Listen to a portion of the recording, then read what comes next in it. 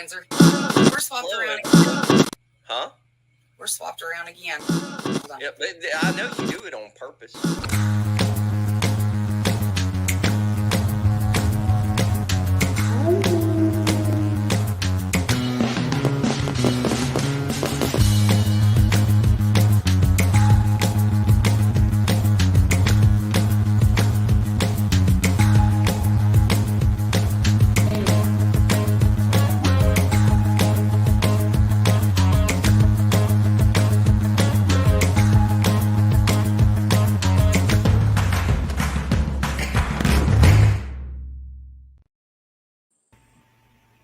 Just like that. I did it.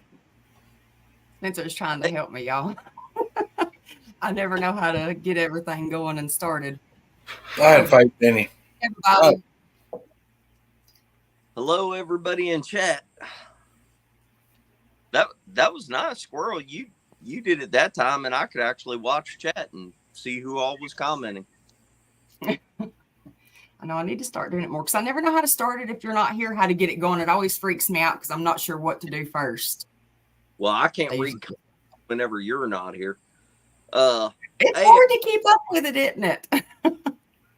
3D, just so you know, I had a diesel wicked about an hour ago. But anyway, hello, everybody in chat. Sorry about the technical difficulties there in the beginning. We were having some kind of, there's always something with every show. That's why you got to get guests on like 15 minutes early and make sure the microphones and cameras are working. And anyway, Greg normally doesn't have a problem, but we were having a problem on his end. We could see him, but he couldn't see us or hear us or anything. And Al is outside right now checking what you got on the smoker house. Well, we got eight chickens. Got food. Yeah, we got. Well, last night we put 60 pounds. We put 6 10-pound Boston butts on, smoked them for 12 hours, and at 10 o'clock this morning we pulled those off, and we put 8 whole chickens, and we put 3 of the big logs of bologna. We took one and chunked it up. We're gonna do it like bologna burn-ins, and then the other one of them we sliced, smoking it, and one of them we just scored it. So they're outside. Al and my buddy Mark, they're out there now just checking on everything. It's going to be getting really close. It usually takes about 4 hours to smoke a whole chicken. So yeah, we got a good bit of meat going. Look at that. For everybody, just so you know, if you saw the title of the show where it's about like adventures at the man cave and everything, that's because Misty makes the damn thumbnails and she just goes off the damn wall. So we should hey, you get what you get if I can't get a hold of you whenever I'm trying to get the shit done. So that's dandy. She made us a thumbnail. We're ready. Point being, I'd like to preface the show before we get going. Y'all see us every week, and you've heard Greg's stuff about how Greg got into this and all the stuff that he had happen. And we've had Al on a couple times where he's kind of talked a little bit. But y'all, there's a lot of stuff that happens at Greg's place that y'all don't know about, that never gets brought up. And you know, part of it is because if Greg talked about everything that happened at his place, it would sound like he was delusional. Well, it would sound like he over embellishing or something like that. So he keeps a lot of it to himself. And Al comes to Greg's man cave. I guess I could let Greg tell all this, but he's too modest to really speak to this point. So I'm just going to finish saying it. Al comes to Greg's place all the time. I mean, like every other weekend. Yeah, I mean, me and him pretty much grew up together. I mean, I've known Al since I was a little kid. One of the things you need to talk about is how you and Al actually met, because you two are, you know, tied together at the hip. And a lot of people don't realize you've known Al as long as you have, and how he even became part of your family and everything. Yeah. And it goes into your original stuff of you and your dad now hunting at the lease where you had. Yeah. I mean, Al's he's almost 6 years older than I am. He's about 5.5 years older than me. But we grew up in the same community, and my family and his family's kind of intertwined through marriage here and there. But he, I mean, I've known him my whole life. I mean, like I said, the community I live in's sparsely populated. Ain't a whole lot of people, and everybody there knows everybody, and most of them are related. But Al, I knew him, like rode the same school bus for several years, and then he started driving, and he wasn't on my bus no more. And then once I hit 14 years old, I had a public job in the summertime when I was out of school.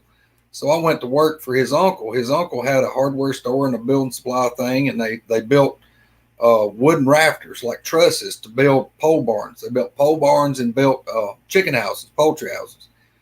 Well, his uncle hired me as a kid and put me to work through the summer in this factory doing a man's job. Well, I worked with Al, and I mean, I didn't have a way to work. My dad would have had to take me. So Al just lived up the road about 1.5 miles. So every day going to work, he would just stop by my house. I'd run out, jump in the truck with him, and we'd ride back and forth to work. We worked together. We ate lunch together. In the evenings, he'd bring me and drop me off. Here he is, say, 18, 19 years old, and I'm 14. Well, when we get off work, he'd be like, "You do anything this evening?" Well, probably not. Well, let's go fishing. So he just kind of adopted me like a little brother. Right. And we hit it off from then. And y'all, I mean, this started it really, I mean, I already knew him, but I didn't start hanging out with him till I was 14. And, here he is about 19, I guess. And, he just kind of took me in, and, my mom and dad, like when my dad passed away, the obituaries, it had, there's 4 of us boys, and it had on my dad's obituary that he was survived by his sons. It was my 3 brothers and me, and it said, "and adopted son Alan." That was on my dad's. That's what was on the obituary. That's what the preacher spoke. And that's what, like I said, my mom and dad pretty much just like, he's an extra son. So, I mean, that's how close me and Alan have been for years and years and years. Because, like I said, I'm 50. And, but, like at my home, Al lives in Birmingham. Well, at my house, which is about 7 miles away, I've got 5 bedrooms in my house, and one of the upstairs bedrooms, we call it Al's room, and both my kids call it Uncle Al's room. Well, here at the man cave, he's got a bedroom here that he always stays in, and that's Al's room. So, I mean, he's probably the smartest guy I know, because he's never got married, and, he's still a bachelor, and he goes and does what he wants to. So, he's kind of hooked into that. He's set in his ways. He's just a good dude, y'all. I mean, he's one of the best guys I've ever known. I mean, he'll help anybody any way he can. He's got one heck of a job. I mean, he was a boat mechanic for years. He worked on boats, worked at a big boat dealership in Birmingham, probably 25 years. And he wound up being in charge and was over their mechanic shop. Now he works at a place where they build big signs. They build all kind of, not really like billboard signs, but like a lot of hospitals. Like if you pull up at the hospital, the big lighted signs outside, they build those. They build a lot of stuff for U.S. embassies overseas. They build all kind of stuff. But that's what he's technically he's a fabricator. He works with metal and aluminum and Al made the giant Bigfoot cutout that we all signed at the last meet and greet. That was like that one right there. Yeah. I've got a small version of that one on my door. Yeah. That's kind of some of the stuff they do. Hey, speaking of the meet and greet and the raffle, just so everybody knows, with some of the super sticker money that people have donated. Yeah. Or the raffle, this is the stuff that I've ordered so far. Just want to go ahead and show everybody, just so you know. So I got 2 of these. These are metal signs. Warning, please do not feed the Squatch. There you go. This Well, is while you're talking about feeding the Squatch, I told everybody that I cooked that 60 pounds of pork last night. yeah. The reason I cooked so much, part of it, about 20 pounds of it, so 2 of them 10-pound butts, they're in here they're still cooling off. As soon as the show's over, they're going to be cooled down where I can bag them up. But I'm going to bag them up. I'm going to pop them in the freezer because one of the meals, one of the nights, I'm letting part of it out of the bag. One of the nights at the meet and greet, I'm going to make 10 gallons of jambalaya, Cajun jambalaya. Yes, I like jambalaya. All right, we're going to make the jambalaya, and it's going to have Cajun sausages sliced up, brown, put in it. But I'm also going to put 20 pounds of smoked pork in it. Holy shit. So we're going to have pulled pork and sausage jambalaya. I don't know which night, but one of the nights, that's one of the things I'm cooking. 40 pounds of jambalaya is what you can do. Yeah. These are action cams. Now, albeit these are not GoPros, but these are really good. I've used this brand. I've got a couple of them myself. I've got about 4 of them and tried different brands, but we got 2 of those. We got a digital recorder for those of y'all that have been skimping and still have not bought yourself a digital recorder. Look at him go. Yeah. 2 pretty nice headlamps. I own these myself. They're bright, they're strong, they're small, they're light. 2 of these. And I'm still waiting on a couple cups to come, the extra flags to come, and a night vision scope to come. I had people ask me if you was going to raffle off that set of Spider-Man pajamas you had last week. First of all, that's a Spider-Man t-shirt that my daughter bought me because she knows I'm a Spider-Man fan, and she bought herself one too. So we have matching t-shirts. It won't pajamas. Awesome. Shut up. Man. Anyway. How long does it take him to check on the damn food? I can hear him talking out there. Look, here's the deal. I want to know, is Squirrel, when are you going to tell us about the dang 2 wild women in Tennessee on their super industrial strength camp out? Oh, we'll get Caitlin to come on and talk about that with you. Okay. You can't give them a teaser about it at all, nothing? No, we found some stuff. We definitely had some stuff happen. Y'all, Bud is in the chat, or at least he was not that long ago. And Bud and Chris Reinhardt just got back with a couple other people from Snellgrove Lake. And Bud, if you want to throw a comment up, or Chris, if you happen to be in there, if you want to throw a comment up about how that went, I'd be really interested in just like a general, we got some action or nothing happened. Yeah. Nobody got sexually assaulted by a Sasquatch or whatever. Right. Got hit in the head with a booger rock and woke up without pants. Anything like that. Let us know. Yes. We're waiting on that. I'd just like to know what a trip like that took out of your billfold. Oh my gosh, probably a lot.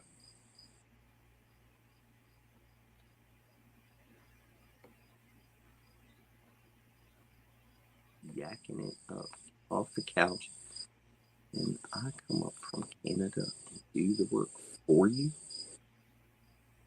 What? All of that force behind you, dude. You ever get out collecting some evidence? Question mark. What am I gonna do with it? The SAS are out there, but you're all yakking it up. Get off the couch, and I come up from Canada. I'm not sure who that's.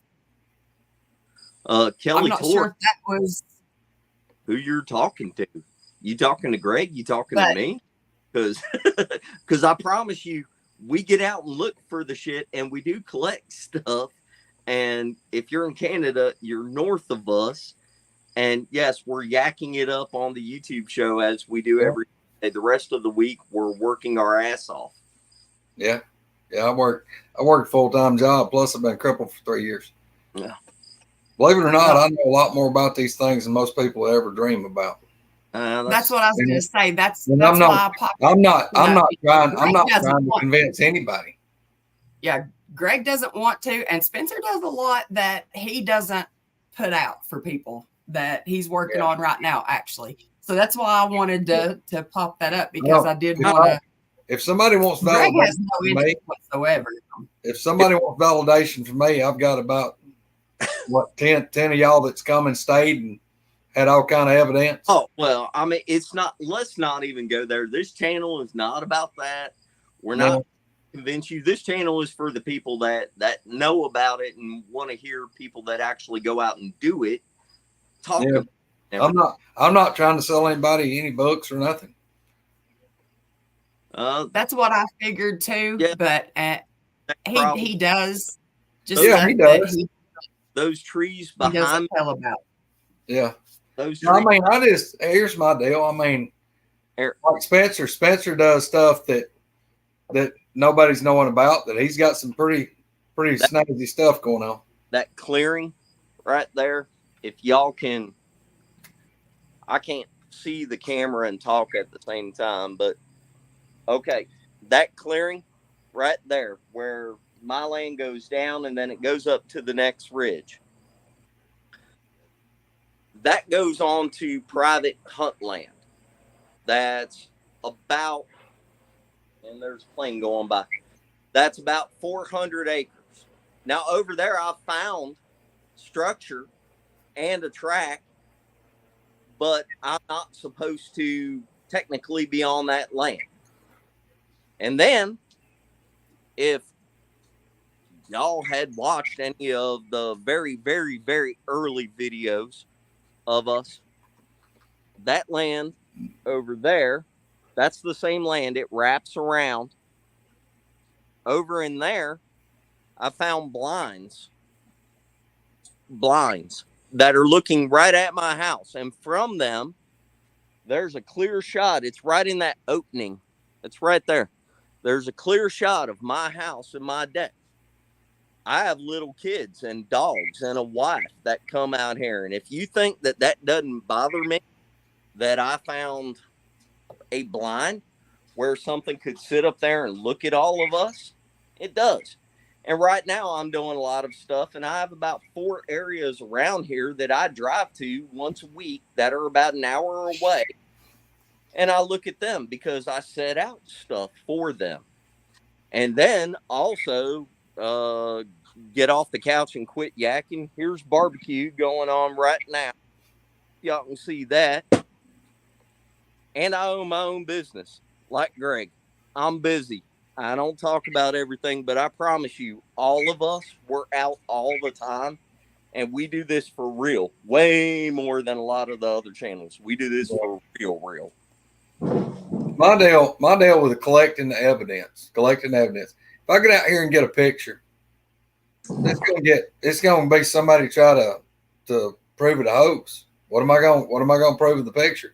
Unless you're here with me and you witness what I witnessed, just like when I drive up in my yard right here and the damn thing's standing about 30 feet from my building or from my cabin. If I'd filmed it. I found blinds, not a sentinel tree. Thank you, Kevin, so much. And by the way, I hope you're feeling better. Thank you, Kevin. I know Kevin's awesome. Meet and greet, ain't you? Come on. I'm hoping he's gonna come, yes, because we're gonna be fighting your ass again. I'm gonna be upset if Larry Porch the third don't make an appearance. Yeah. And everybody, please keep Roger Williams in your thoughts and prayers. Yeah. He's going through a lot right now. And go ahead and reach out to Roger. Roger's got his own channel. I'm sorry, I didn't mean to knock that off. No, it's okay. Roger's got his own channel. Join Squatch and Holler, but message him and talk to him and let him know that you're thinking about him and supporting him. His hip is really messed up. He might need surgery, and he's in a lot of pain right now. And he just started a new job, and it's a tough situation. Y'all definitely. Look, I've been offering to go up there and do some redneck amateur chiropractic. He won't do it. Yeah, he's been hurting a lot here lately. Yeah. Yeah, maybe they'll get his hip fixed. Hey, Moggs. Moggs in here. Look there. Mark Noble lost his sister last week, I believe it was. Was it? Yeah. Friday or maybe one day. I think Friday's when he got a hold of us. Thank you, Steve Smith. Steve, I don't know if you heard me talking about it in the last episode or two back, but when Coonbo came here and sat in this chair right beside me, and we did the podcast with Mark and Sherry, or well, actually it was Mark Green and Sherry and who else was with us? I forgot. But anyway, we went on with Sherry and did the podcast. David Hughes. That's right, David. That's exactly right. But when Coonbo, right after the show went off, and Coonbo walked out here and got in his truck and left, as his headlights turned down my driveway, he had a booger walk in front of his pickup within about 50, 60 feet across my driveway. And he just shortly after he left, he called me. He's like, "You don't believe what happened?" I'm like, "What?" He said, "I just had a booger walk across in front of my pickup, right in front of my bright headlights, across your drive. Just walked across." So yeah, that's I mean, but lead up to this show, talk about now and things that have happened at the man cave. Now, Al had a big thing that happened a few months ago, and that's what I really want to hear about in detail. But whenever he gets settled down, you guys got to talk about from the very beginning of you moving the man cave there and setting up and everything. Yeah. And how do you think they went from the hunting land to there, and most of the stuff, the important stuff that has happened there? Because a lot of the stuff that you talk about, I mean, Greg, I could blow smoke up your ass for all the stuff that you have had happen. But I mean, the important things, like, hell, the time I was texting you and Al threw the potatoes out in the yard. And then the stuff like the oil being gone out of that cauldron thing, go back and touch on again, like whenever you set the food outside and the trash bag ended up going missing. Yeah. All that stuff, and go in chronological order as best as you can, because it leads up to Al seeing what he saw there just a little while ago, and Coonbo seeing it right after he left just a couple months ago. Well, I mean, pretty much what happened was, I mean, I was dealing with these things on this property over here for several years before I put this cabin here. And, I was dealing with them all the time. I mean, it was just unreal how many times we've been whoops, howls, screams, roars, whistles, huff, grunts, you name it. And Bailey. Yeah. Bailey. But the guy that, I don't know if y'all heard him walk through, but the guy that's here with Al, that's Bailey's dad. He's Bailey. Yeah, that's him. You got to start from the beginning. If Al would ever sit down and not about stuff that you had on your property where you were hunting, but everything that's happened at the man cave, because we've seen the man cave. We've been there. We've experienced stuff at the man cave. And I need you to make everybody make sense of, you had stuff happen at that hunting lease, and then a lot of it came over to your damn man cave. Well, yeah, I mean, and I think that's what happened was that these things, and I've tried to use the analogy, it's kind of like you moving into a neighborhood, and the neighbor that's been there for a while has got let's just say he's got a Rottweiler, a pit bull. It's, he don't like anything new, and you move in and that thing don't like you at all. But the longer you stay there, the more it may not like you, but it kind of recognizes you, and it ain't trying to bite you or may get to where it don't even bark at you, because it recognizes that it's put up with you for a long time. And that's kind of the way I feel about these things, is that we had so many encounters with them over here in the woods that they figured out who we were, what we were, and then once they figured out we knew about them, they quit being belligerent. That's people have to go back and listen to that part too, where I kind of accidentally made peace with them. But then I set this up, and like I said, it's only about a mile and a quarter through the woods to where I had most of my encounters. And they just got coming around my cabin. And I mean, it when I first really figured out that they were here, the old part of my cabin, which it was a small mobile home. It was a FEMA mobile home. And I added on to it and more than doubled the size of it, made a 3-bedroom house out of it. But I would sleep in there. And the old part, I've got a big porch. I mean, the porch out front or on the lakeside is a 14 by 40 covered porch. You know, it's nice. That way I could have a lot of people over. We set out, you know, grill out, cook, fry fish, whatever, and just entertain a lot of people. Well, the thing is made out of 6 by 6 treated post, and it's a covered top with a metal roof. Well, one of the porch posts where I would sleep on the couch. When I'd be asleep, it was just through a wall. The post was right against the building. It'd be 2 o'clock in the morning. I'd be in there asleep, and it sounded like you took a 20-pound sledgehammer and hit that post. It would shake the whole porch. It would shake the cabin part. And I'd jump up, and it's like, oh, my God.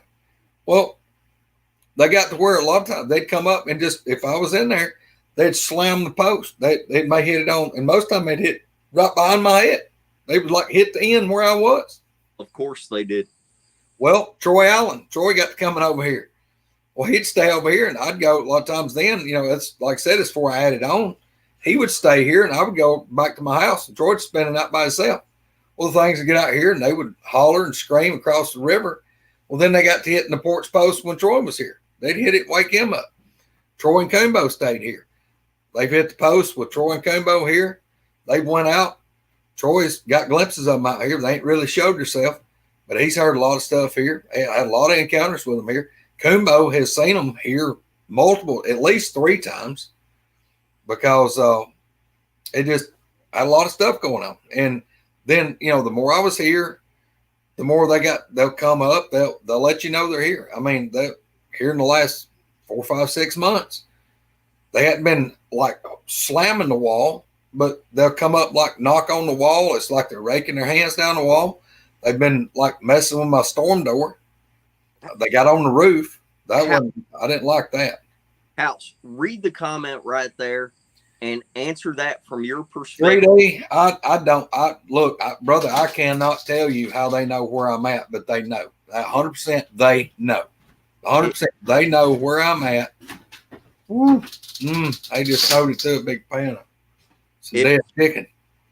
If y'all would trust Coombo, his experience science-wise, his education, everything he's worked on, all that kind of stuff, he made it not that long ago.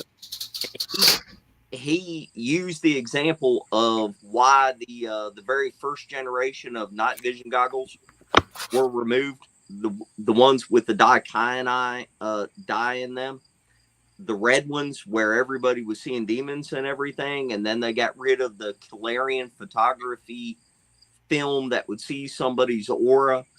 And just making a point, because that's a good question, and it goes into a very deep rabbit hole about, can these things see energy and aura, like even through a wall? And that goes into, can they see the game cameras? They avoid the game cameras. You know, pretty much, are they seeing energy, electricity, your intention, all that kind of shit? Do they know if you got a gun on you? Do they know if you're out there hunting them, or if you're out there trying to make a video and they don't want to show themselves to you?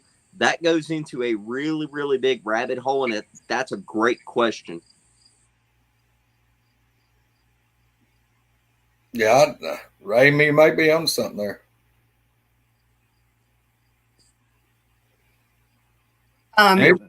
Misty, what do you think? You think they know where you're at in the house?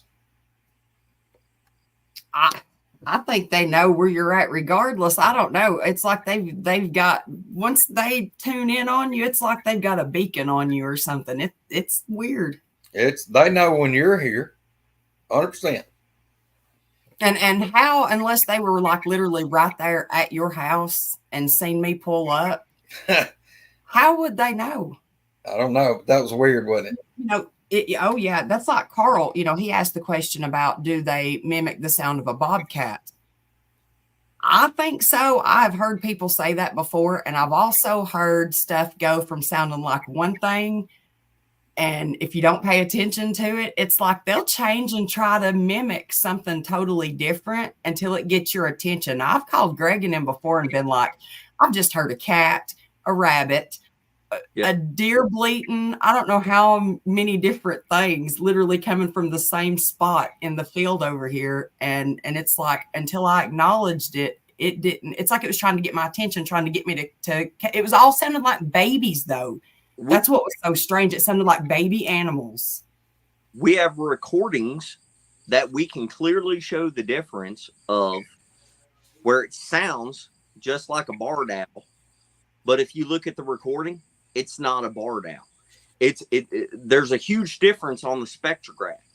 And you can tell that that is something that sounds just like a barred owl, but not. And it's something big enough to produce a very strong, deep, low, with a lot of frequency bands above it, vocalization. And I've seen owls being mimicked that were not owls on a spectrograph. There's all kinds of stuff like that. If they can do that, Debbie Ford has a really good recording of something going, hey, Debbie, speaking English and saying it at about 500 hertz. Hey, Debbie. And it's really low. It's very, it's not just somebody going, hey, Debbie. They can. That's hot. I got the little tear dripping out the bottom. That pan's got holes in it. Does it? Yeah. I was toting the bologna and he forgot we dripped holes in the pan to let the juice out. All's good. Well, Christy, do you know how many people I can reference? All for sounding like other family members, like, hey, that guy is supposed to be at work, but that's just like him. Or people that have dogs and saying, hey, something was out there with my voice calling my dog by the middle of the woods.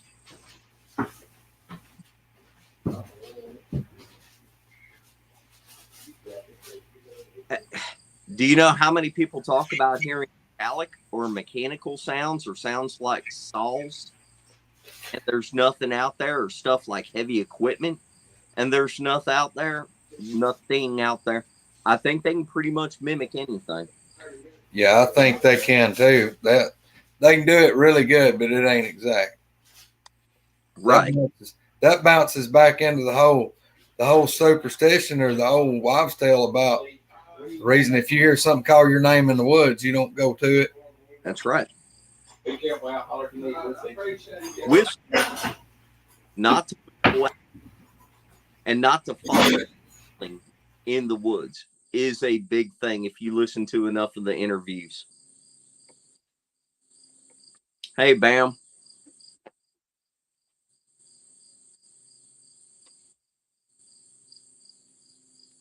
I can't see the comments. Is everybody? You can't? I can. I can, but I'm having to lean up without my glasses on. Can't see without them good. And by physical senses, they function in a higher plane. Their senses include the ability to detect and vibration. I don't know. Probably, Dave. I don't know. For all y'all, damn, where'd he go again? I think he's trying to get the food ready. He done muted it. I would say, y'all, just so you understand, we're talking about stuff that we've seen or experienced or we're privy to with other people that research and all that kind of stuff. Nobody is an expert, though. Let's go back and state that very clearly.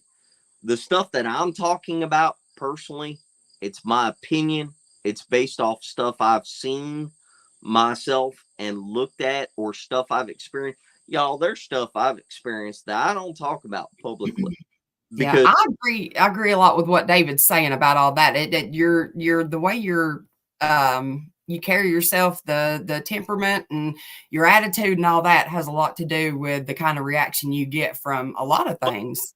probably, well, if you're walking out of your house and you're in a bad mood and you're really upset and you're frustrated and you're stomping and storming, if there's a deer, hell, if there's a stray dog that happens to be in your yard right there, you look at it with that level of intention and focus and anger and everything, versus if you walk out and you just look and see a stray dog and you're like, hey, baby, come here. You know, what are the chances that the dog is going to respond to you? And that's a dog. Or any kind of animal, that's some kind of psychic being able to pick up on your intention vibration thing. Well, that's just like what David's saying right here. You Right. know, we used to train horses. Sherry and him done it. My grandfather done it, and God bless you, that's horse people. Y'all are all crazy. well, that's really the way it is. You know, if you go and you try to start doing something with a colt that you're trying to teach something and your attitude is really crappy or you're in a bad mood, don't even get that horse out for the day. It's the same. You're muted. What David has right there, or a dog or a cat. Yep. If you have a dog or a cat in your house, a dog or a cat, something with that kind of intellect and intuition, a dog or a cat, we all know about that. If you come out in a bad mood and you're stomping and you're pissed off, if you call the dog, is the dog going to come to you? Versus if you're in a good mood and you're being sweet and you call the dog, you know, hey, come here, baby. Even a basic animal like a dog or a cat can sense it. What is that, House? That's bologna, basically like bologna burn-ins. Yeah. Chopped up. That's just a little pan of it. He handed it to me like I said, hang on, eat it yet. I think he's in there sampling. Trying to move your shit around. Holy cow. A lot of comments happening. Hey, look, I'm gonna start. Look, Christy, thank you. Thank you, Christy. Stop doing that. Thank you. Christy, we love you, girl. Ain't no doubt. I'm so excited. You know what makes me excited about the meet and greet is people like Christy are so excited to come. Y'all don't know how that warms my heart now. She's counting down the days. Hey, look, y'all. Yes. Look, and she's coming. Crazy. She's coming like 300,000 miles on a bicycle to get there. She'd do it. I'm telling you. Yep. Anybody that wants to know how much fun we have at the meet and greet, you need to just talk to Christy. Ask Christy how the meet and greets are. It's possible. If you look at infrasound, Greg, holy hell, where is Al? Let's get this show going. He's coming. It's possible. Thank you for sharing. If they can do infrasound, have you ever heard somebody talk about being zapped and the way it made them feel? If you listen to David Pilates talk about the missing 411, people experiencing like getting hot and taking off their clothes and folding them up and everything like that. Gary Spikes, do not do that. I'm going to punch you in the head. Golly, Gary. Brother, we appreciate it. We're just gonna throw it into the cost. But look, Abby's look, I'm just gonna throw this out there. There's several folks that's gonna show up that my baby girl's gonna have some special gifts for. Abby loves everybody, and Abby and Gary are very tight. We're just not letting them pick the raffle tickets whenever Noble is involved. We wish you was able to make it too, Robbie. Yeah. It's gonna be fun. Yeah. But look, here's Bud right here with the pestering to come by the man. I done told Bud he swing by here when he wanted to. Pyro, that's funny. I can't even keep up. I'm trying. Jump on with Ray. Hey, I bet you Ray could ride a broom better than Harry Potter. Ray is like the one witch that was teaching the broom riding class in the very beginning when they were all getting on it and learning how to go up and down. That's Ray. Yeah. Hey, look, Bama murder. Patrick Noble, look at you go. Brother, come on. Y'all, wow. Thank you, Noble. But now, look, I got to take a minute because, look, Bama Murdoch just posted. Bama, we need to know, are you going to do a slingshot shooting exhibition at the meet and greet? Yes. Can you do like Buffalo Bill and like do it back holding a mirror? I'll hold the mirror for you. You can use both hands with a slingshot. I just want to know if he's going to shoot an apple off Spencer's head. Have you been looking at a spot?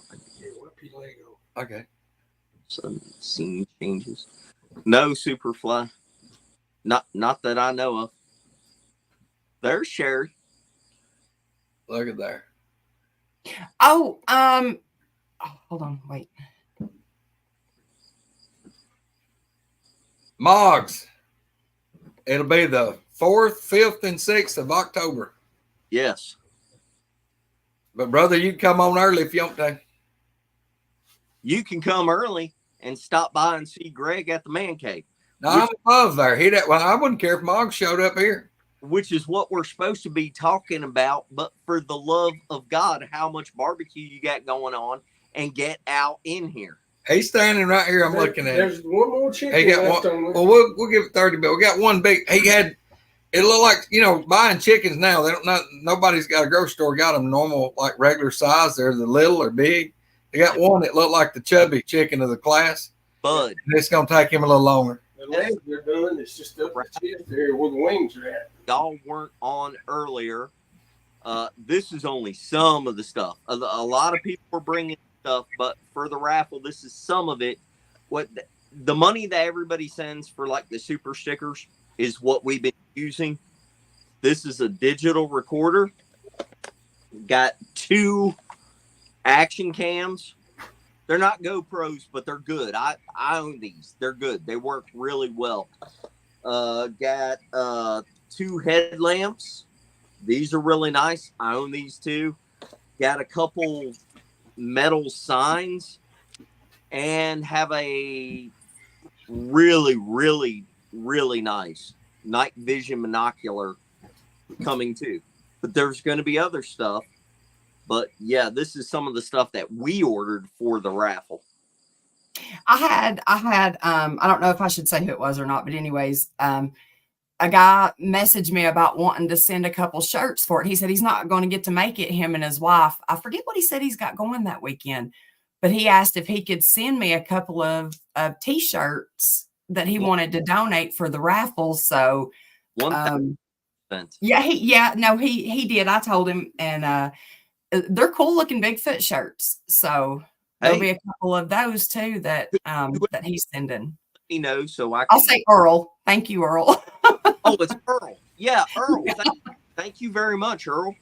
Appreciate that very much. Would love to have that. Yes, there's the main question. Misty, are you going to raffle off the mushroom? I was skipping that one. I'm not letting you skip that one.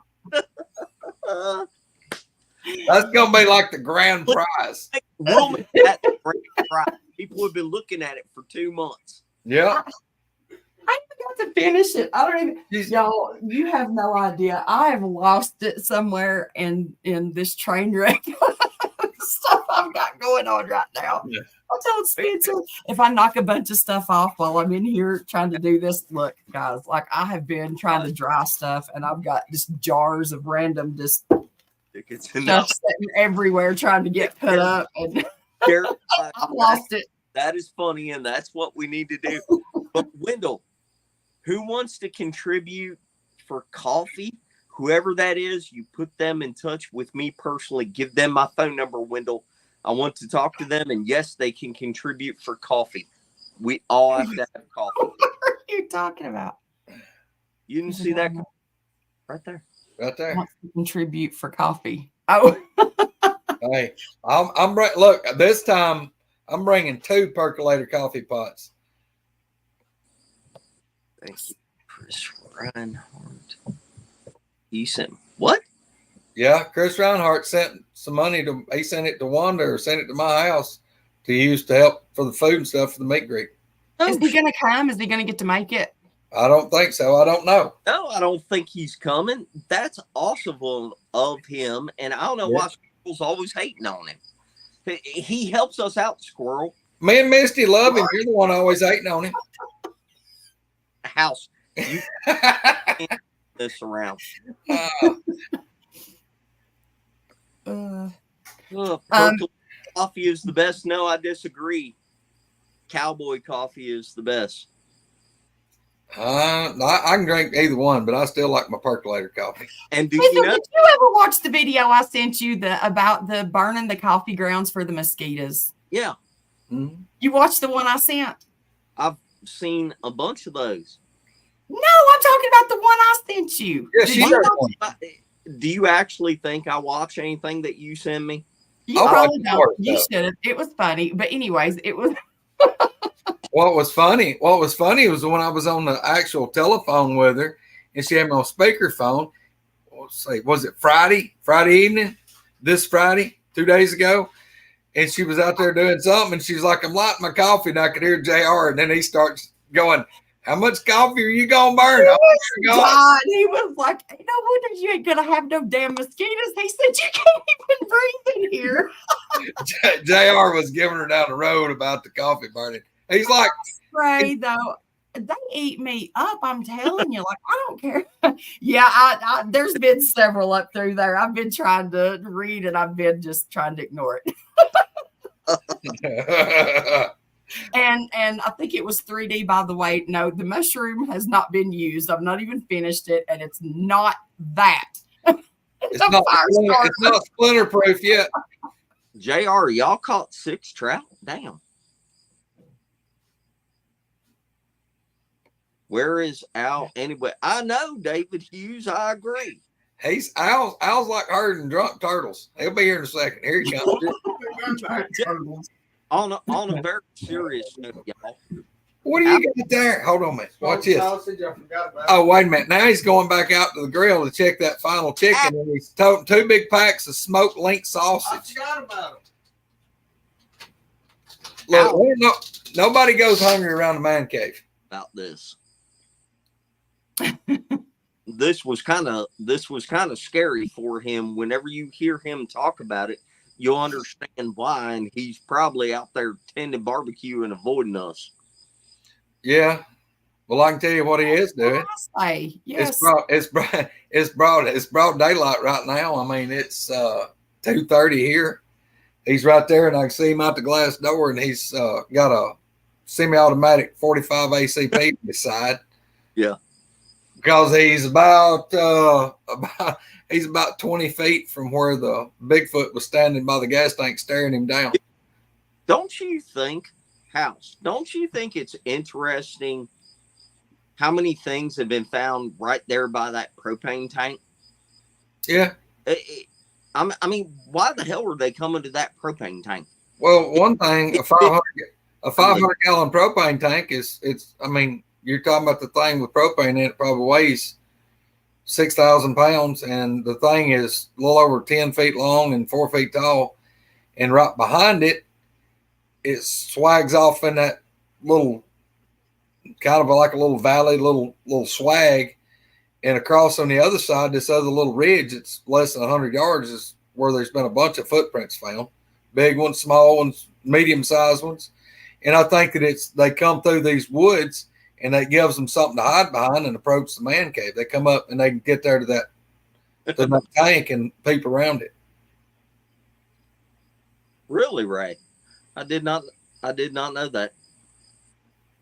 Huh. And Jason, yes, you can definitely bring the cake. He will even sing to you. And if you're in Dixie, there's going to be a couple kids there. Yes. Oh yeah. Yeah. Kids and dogs, so there'll be plenty of stuff to run around and play with or get bit or whatever. I don't know. You know, Bama, do you know something I've had weird I don't know if you would call it luck or just weird things happen with, though, is sidewalk chalk. Because my girls like sidewalk chalk, so they always have it laying around. And a couple of the places that I've put out things like the blue stones that go in an aquarium, or like little figurines and stuff, I put out the sidewalk chalk. But I started making a triangle on a tree that was right there where I was putting those things out, and then I would make an X on a tree. And the chalk would always be gone. The chalk would be taken, nothing else. And the marks that I made would be gone off the tree. And that's after 1 day or 2 days with like no rain or anything, but the marks would be gone and the chalk would be taken. Now, having said that, chipmunks and squirrels and stuff like that will chew on chalk calcium. So it's possible that they picked up the chalk and ran off with it. But I don't know how the marks were wiped off the tree. Grab it from the side. Don't grab it from the bottom. You burn your hand, man. Man, it looks black as everything on the TV. Anyway, that one smoked 4.5 hours. That looks good. No idea, 3D.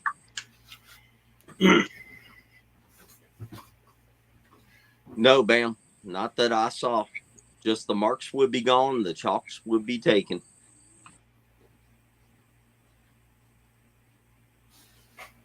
Hey, Mr. Misty. That's what Wendell calls JR all the time. Mr. Misty. Mr. Misty. JR was saying the other day, he was like, I don't even know if he even knows who I really am, knows my name. And he said he just always calls me Mr. Misty. Thanks for watching, Brett. Yeah. How many folks we even got in here with us today? We had over. Well, Al, let's go. Get in here. No doubt. Maybe quit playing with his meat and get in here. We got shit to do. No doubt. I'll quit playing with your meat. Come on. Al, come on. The show's about you. He's played hooky about an hour. Oh man. What is my wife talking about? 133. What does that mean? Huh? Oh, people viewing. Oh, 130. Okay, I threw me for a loop there. I was like, what? Thought it was some type of code. It was over 141 or 102. Yeah. To jump back over what I meant to say or was trying to say a while ago and didn't do it, but y'all were talking about the like being able to pick up on stuff and its feelings and this and that. And what will really help people is all you got to do is be married to a woman that's totally unstable, and then you have to really start picking up on things. That'll hone your senses right there, brother. Yeah, you know what'll hone your senses if you start paying attention to the credit card bills while you're married. You'll become super psychic and just know. Yes. Yes, Ray, you do need to come up here to the meet and greet. Yes. Did you say the picture that Wanda posted on the Facebook group where it had the two ladies in the pink car, and Wanda said that was Christy and Ray? Yes, I did. Yes. I think I commented on that. Look, Missy's stable most of the time. She's kind of like Wanda. They're stable in the wrong direction. I don't know. I can't say that. Like the last few days, I've been teetering a little bit. Oh God! Hey, look, she's been teetering enough. JR, brother, I've been master checking on you. What conversation are we having? For the last few days, I've been teetering a little bit. You mean the past 2 years? Oh God! Hey, it was bad enough last night. I could even pick up on that Misty was about to kill JR because I kept saying, "Look, you didn't smother him in his sleep, did you?" gosh, I ain't felt good. Like, I don't know what the crap's been going on, but I think somebody's been either beating me in my sleep or he ain't beating you in your like, I think I'm like passing out and don't know what's going on, and I'm getting up and it's like I can't hardly move in the mornings. Maybe I'm just getting old. I don't know. But I gotta go tend to the ribs. Y'all keep talking. Yeah. Misty, Tell everybody. Go ahead and throw out your sales pitch on your electronic devices on why it's so great and wonderful. About your what is it? Your iPad and iPad. What is it that you got? Oh my! It's a freaking iPad ain't got nothing on. I am not getting paid for this. I don't care. I've said it. A freaking Kindle tablet. I have dropped that sucker in my bathtub, plugged up. Plugged up now. She goes in there and goes scrubbing down with her little rubber chicken and her dadgum whatever electronic device and throws it in the tub with her. Not on purpose. Don't. Hey, look. What's the saying? Do as I say, not as I do. Don't plug stuff up when you're in the bathroom. That's not a good idea. But I don't know how many times I've knocked this thing off in the tub with it plugged up while I've been watching TV, and I'll look down and it's in the water, and the TV's still playing. I can't hear nothing, but I can still watch it. She was texting, and here's what I jinxed her the other night because she said, I ain't even went and got a bath yet. I'm fixing to go get a bath. We're texting in our 4-way group chat between me and her, Spencer and Roger. And I'm like, don't get electrocuted. Don't drop your dadgum whatever in the tub. And then it ain't 30 minutes. She's like, oh my God, I just dropped what is it? It's not a Kindle. What is that thing you got? It's a Kindle tablet, and it has been in my bath water. I don't know how many times, and it won't come on. And everybody's like, oh, put them in rice or whatever, they'll dry out. I never do that. I should, but I don't. I'll just kind of like blow water. I don't know how you ain't dead. I don't know how it hadn't electrocuted you because you got it plugged in the wall. It's still trying to come on. It'll come back on after a day or two. Turn that off. It's in the oven. Just leave it alone. And yes, I agree, Catherine. I definitely do. Let's see.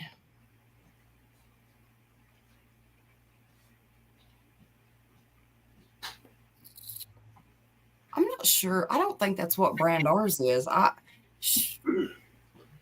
trying to think. I've never seen anybody go to the. I'm glad you ain't like hungry and got your toaster in there. I'm gonna make us some toast. Make us take a bath. You have no idea. Accident prone, yes, very. Apparently, if something's gonna happen or break, it's gonna wait till Misty gets there.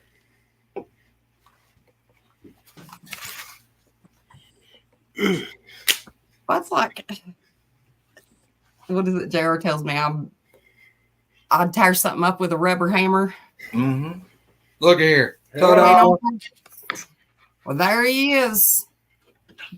Let's see. How are you?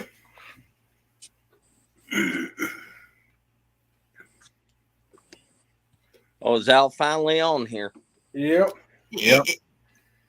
I'm getting Is ready. it karma though if I don't get electrocuted? Because that's kind of strange that so I'm not gonna say it's karma because I didn't fry or anything. So I'm telling you, I mean, I've seen all kind of ads and commercials about safety and warning people the dangers of like cell phones and having them charging and like being in a bathtub. People get killed. it's horrible. Oh, let's see. Now what's he got going? Everybody's cooking but me. I got ribs going. They are. What are you cooking? What is that? This is how you do the Texas crutch for ribs. What was that? A chunk of butter you was cleaving off? Yeah. I couldn't figure out. I ain't never seen anybody use a spatula for a hatchet. It's not a spatula, it's tongs. Or tongs, I mean, my bad. But I ain't never seen them use them either. Look, Misty going to get her something to eat. Yep. Oh, look at that. Look, do you see the bone pull back? Oh, Yeah. that's beautiful right there. Keep talking, y'all. Go ahead, Al. No, I'm just sitting here wondering what kind of spice you put on them. That's my own rub because I used all of that. By the way, for everybody, I don't know if you can. There it is. This is on sale at Walmart for like $6. It's called Mayor of Rubtown. This is awesome rub, but that's not what's in here. I put my own rub back in here because I ran out of it. Really good rub, though, and y'all should go buy that. That's what Greg did last night. Made his own garlic herb. I made dried minced onion, garlic powder. I put some Creole seasoning, some blackening seasoning. I put some cumin, a little bit of chili powder. I put parsley, dried parsley, and I put some oregano. That's what I put on the pork for a rub. And then I always put some low sodium Dales in the foil around the Boston butts. Yeah. And let them cook. I just leave them open. I don't never seal mine up. I leave them like 12 hours where they're getting full smoke. Gets a good bark on it.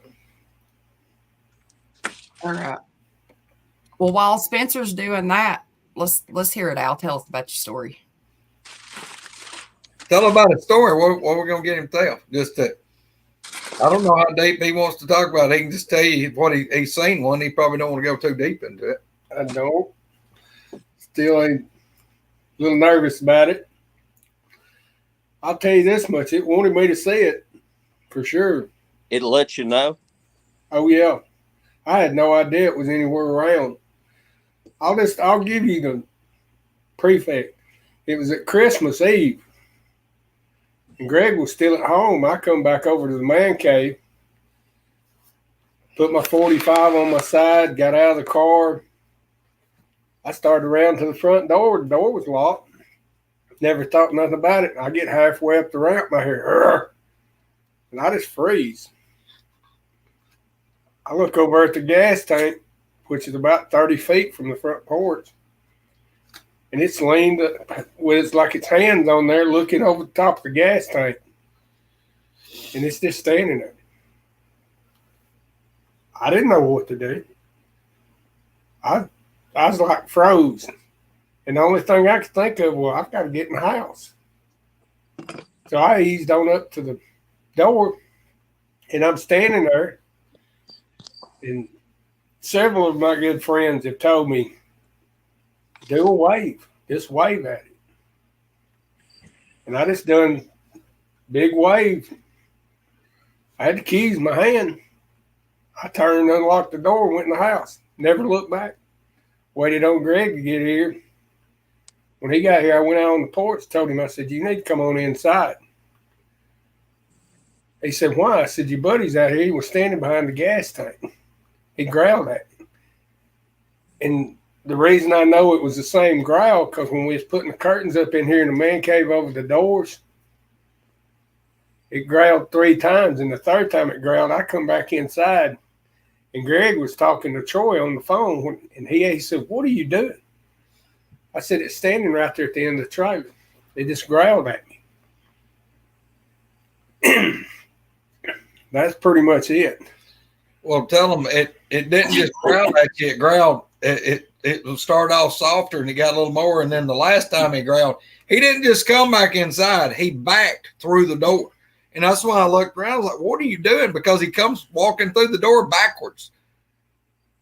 Greg, was this when y'all called, or you called and told us that had happened while Jens was there, that one had scared Al and had growled at him? Yeah, he was hanging the curtains for, yeah.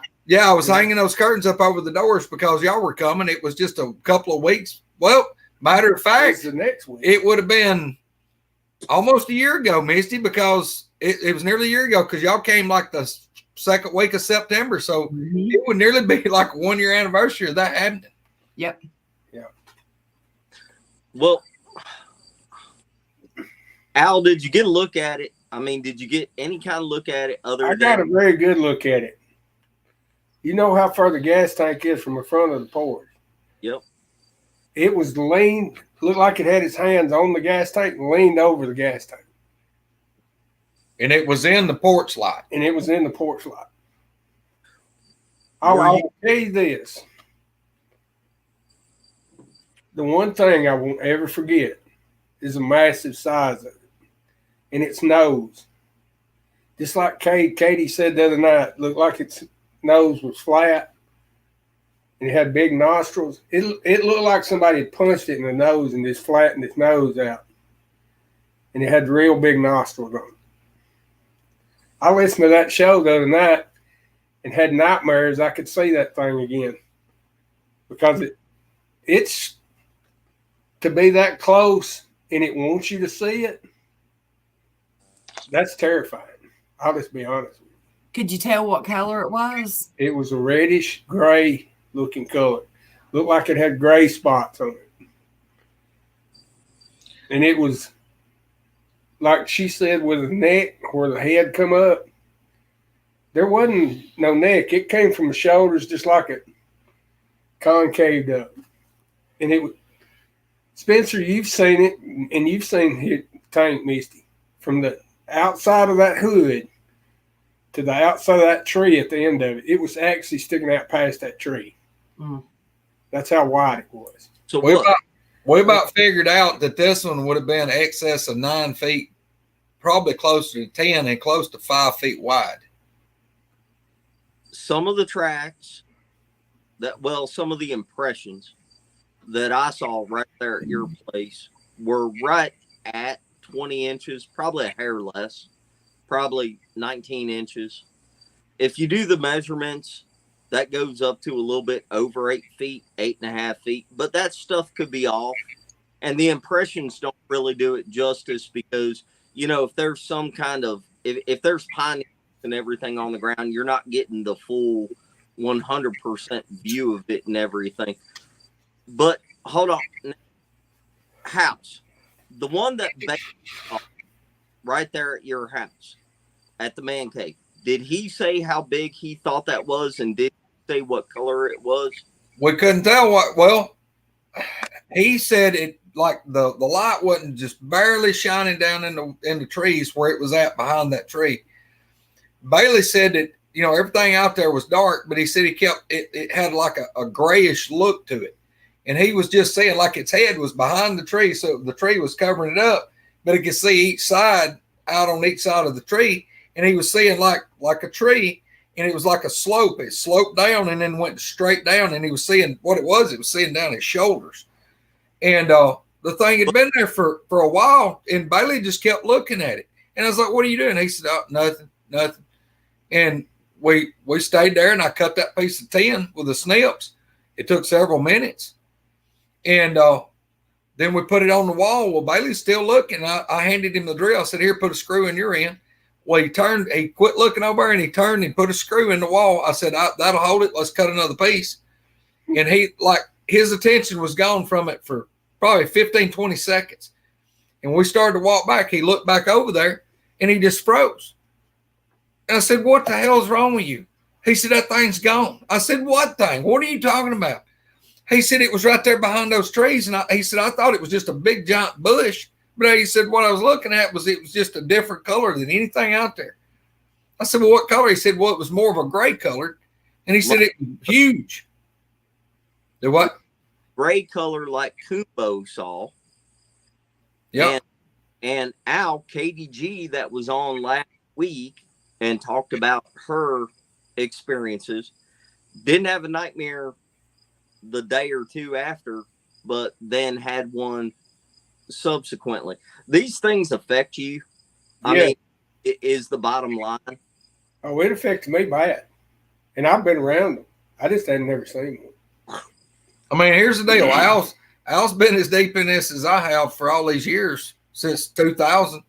And so we're 24 years into it right now. And it took Al up till last Christmas to finally see one. So we're talking about 23 years of having encounter after encounter after encounter. But Al has to weigh in on, you don't have to go over the whole motorcycle story. And I've asked, I love the motorcycle story. It's not a story. But Al, when you were walking to Greg because you heard that thing screaming, at that point you had to know that the damn things were real, and you knew what you were walking to. I did.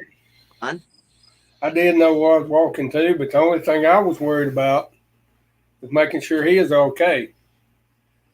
I've heard people tell me the size of them, but till you see one up close, you just can't imagine. I mean, to know there's something that big, and I don't know how to put it.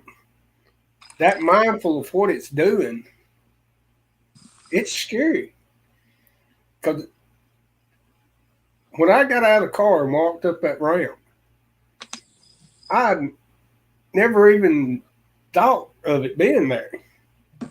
And it made it a point to growl. When I looked to where the growl came from, and it wasn't a bad growl, it was a and I looked over there. There was no eye shine. There was no teeth showing.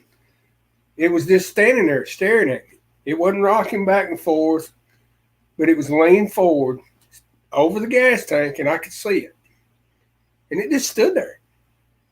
Well, it growled at you. It wanted to know that it was there. Then again, you fed it potatoes a few months before that, and you got to talk about that part too. Well, but in your own, everybody that's going to watch this is going to want to know: did you see the eyes? Black. Did it look more like a human or an ape?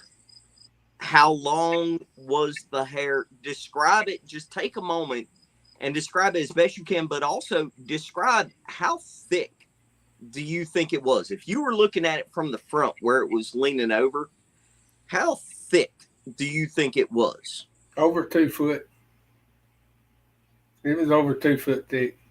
From the top of that gas tank to where I could see it to the top of its head was over 5.5 foot tall. So that means from the waist down, Another 4 foot. another 4 foot. That tank's at least 4.5 foot off the ground. Yeah. And it's sitting on a slope. Yeah, that's what we're saying. We're kind of being conservative at 9 to 9.5 feet. Yeah. How big did? Well, Al said that was a reddish one. Has anybody seen a reddish one at your place before? Not that I know of. As far as I know, anything having a red tint. But now I have had reports from the forest over here. Some people that seen them that was red. Everything that I've seen has been as black as the edge of this podcast right here. The black beside where I'm sitting, they've been like ink black. But now, like I said, you think it was sunburnt? You think it was really maybe black and had sunburnt hair? I'm serious. A dog or something. Shut up, Spencer. He's talking about the hair though was red. You said it had what, like gray, but like grayish white spots. Yeah, it had like a grayish spot. On its left, if you're facing me, red with gray in it, and yeah. Know if it was sunburnt. See, that's why it I requires. don't think I was here a second ago. On its left side, You got a me, and its left, it had like a big, from its shoulder down, like a big gray spot. And that's why I say it was gray. It may have been mud. It could have been, dried up mud, but it was grayish to me. Mm-hmm. But my whole looking at it to the time I come in was less than a minute's time. But I was fixated on its face. Because it's just shocked. Because everybody talked about eye shine and lights. There wasn't no eye shine. Its eyes was just black. No shine coming off of it whatsoever. And you're just talking about the hair.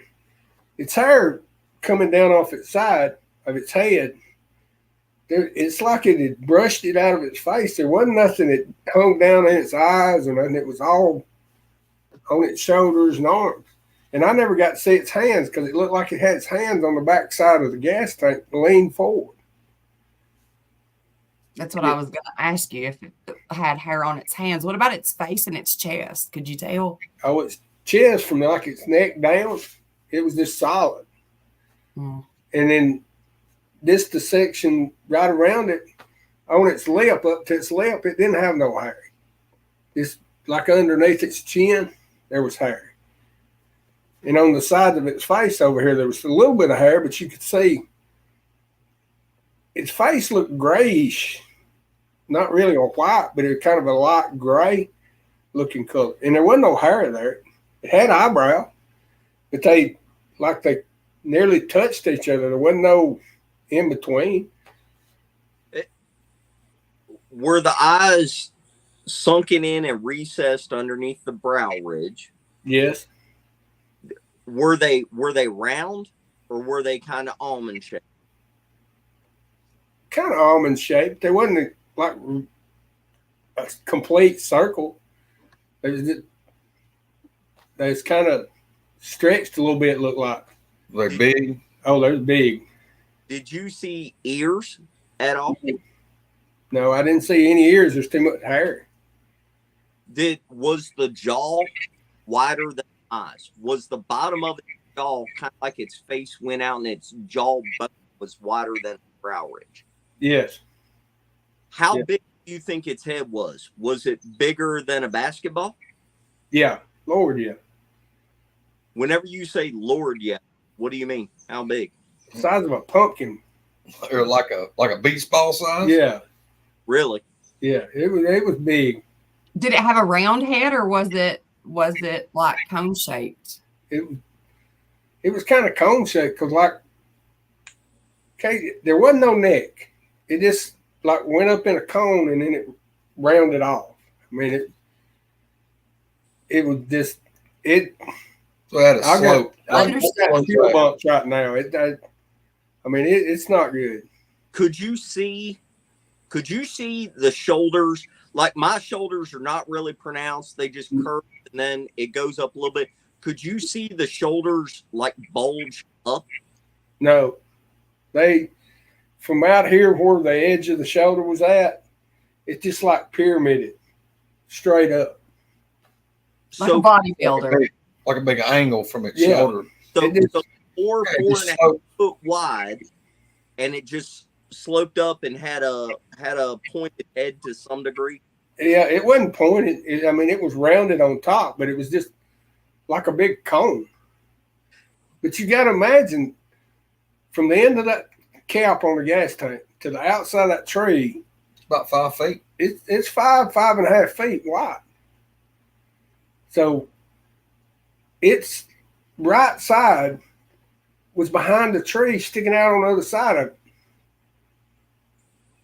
and it's massive. I can't imagine being any closer than I was ever again to one. Now, Sherry asked, did you see any hostility in its eyes? No, it never blinked. It never. It's because he's been feeding them potatoes. Well, and other stuff before we realized they was actually here, because we used to take everything that was scrap and we'd throw it out back. 2 days it'd be gone. And we done that for 5, 6 years. Long time, yeah. So we never thought nothing about it. Till they started beating on the house and stuff like that. We was up here playing cards one night, and it was me and Greg and 2 other boys, and something hit the back porch out there and shook the whole trailer before he had this other section added onto it. We just sitting in there playing cards. It's like 12:30, 1 o'clock in the morning.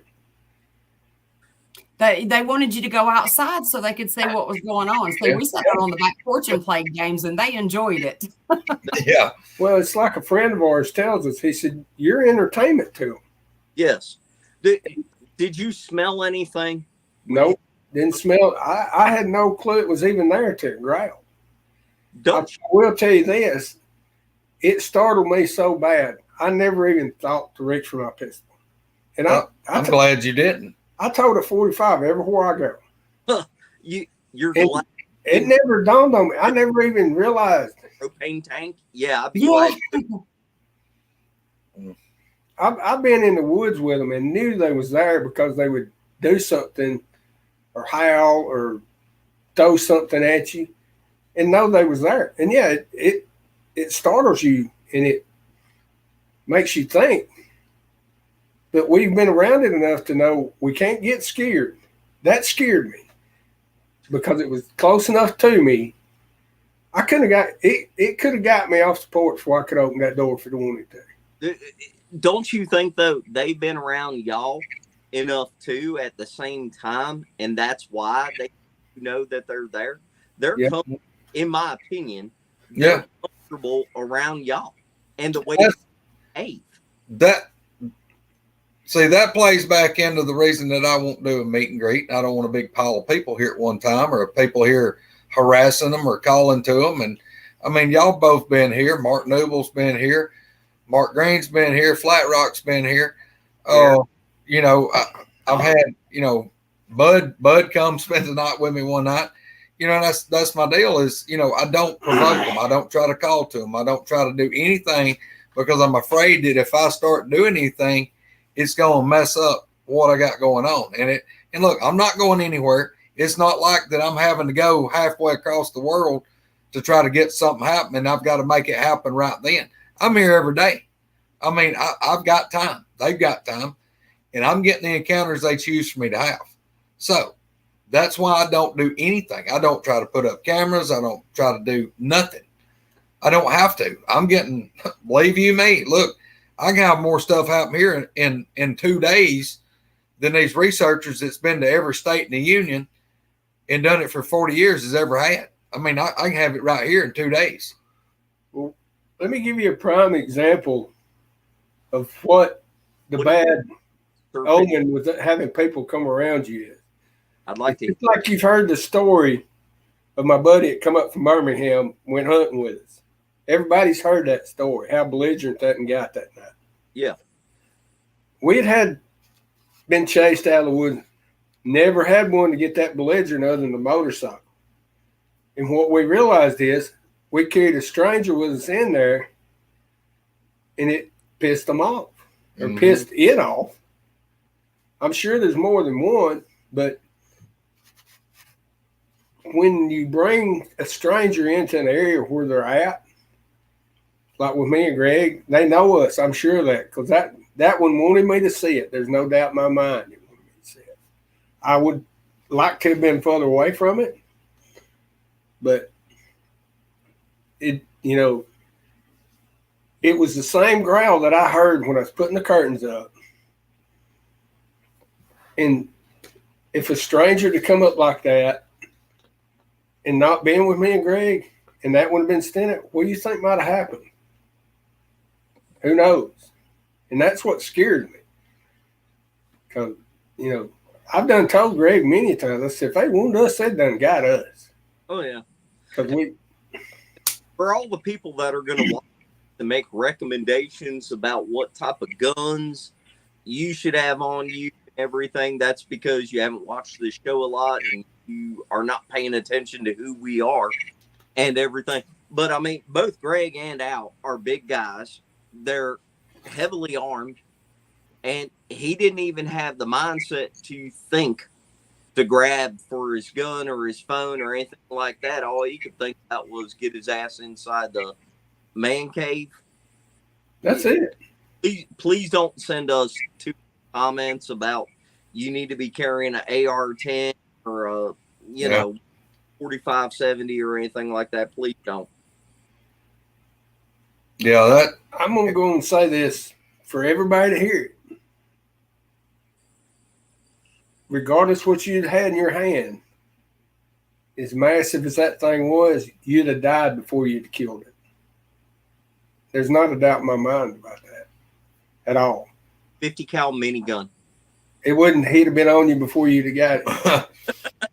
well, I can tell you this. He wasn't, that's the part people need to understand. 3 steps from that gas tank, he'd have had me on that porch. 3 steps. Because you're talking something that's stride over 6 foot. That massive. And it people need to think about that before they pull a gun on one. And if you shoot one in the woods, that one's not going to be the one that gets you more than likely. Yeah. It's going to be one of the other ones. Well, here's my deal, too. I've killed, when I say hundreds of deer, I'm not kidding. And I know how long a deer can last and run and how far, what they can do, Right. having their heart blowed all to pieces. You know, a deer, they say a deer can live close to 20 seconds with its heart exploding. That's right, because they're still lasting off of that oxygen. It's still in their blood. Well, if I shoot one of these things and it's fatally wounded and it lasts 20 seconds before it's dead, that thing could pull me apart, like make me look like a jigsaw puzzle in 20 seconds. Even if you did kill it, and it dropped right there, and there wasn't another one to come and snap you right then, you're still going to deal with the rest of the troop after they realize that one is killed. Have y'all ever heard of the siege of Honubby? Yeah. Every below, you're still with that, and point being, shooting at the damn things is the last thing that you would ever want to do. And yes, well, I can tell you this right here is seriously cancer eating a foot a minute. I am the guy that's had to flip the safety off on these things. I didn't shoot them. I didn't even shoot at them. But I'm telling you, I've had a few times, not one, not two, but I've had a few that I've thought that I'm fixing to either have to kill this thing or it's fixing to kill me, or we may kill each other, but I'm not going to be a victim. I'm at least going to fight. And I've had to flip the safety off, and then I'd wind up getting to put it back on. But I've been that guy that I've had to absolutely level my rifle down thinking I'm fixed to have to try to kill them. And, that changes your whole outlook on these things. And I know there's people out here that's had them around for years and they didn't ever get belligerent. They didn't ever act out of the way. They were the friendly forest people. But there's those of us that they weren't so happy. They didn't like us. I still believe that there's a lot of these missing people. That's what's happened to them. And I don't plan on being a chapter in David Paulides' book. Just imagine how y'all felt the first time you seen one face to face.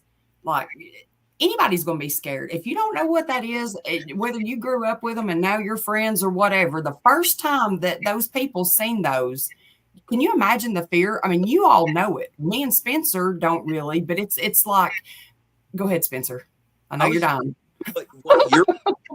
What you're saying, but multiply that by 10,000 if you're not even paying attention to the subject. Yes.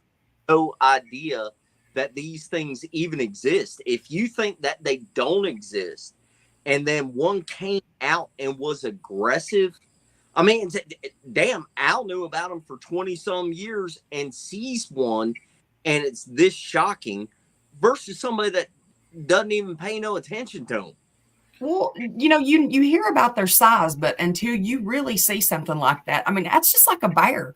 You might see a bear running at Cades Cove or wherever, or an elk, and you're like, oh gosh, that's big. But when you really get up close to something like that, and I'm talking like close enough to touch it, and you really see the actual size of some of these, it's like, I couldn't imagine seeing, what some of these people seen and not being scared. How could you not?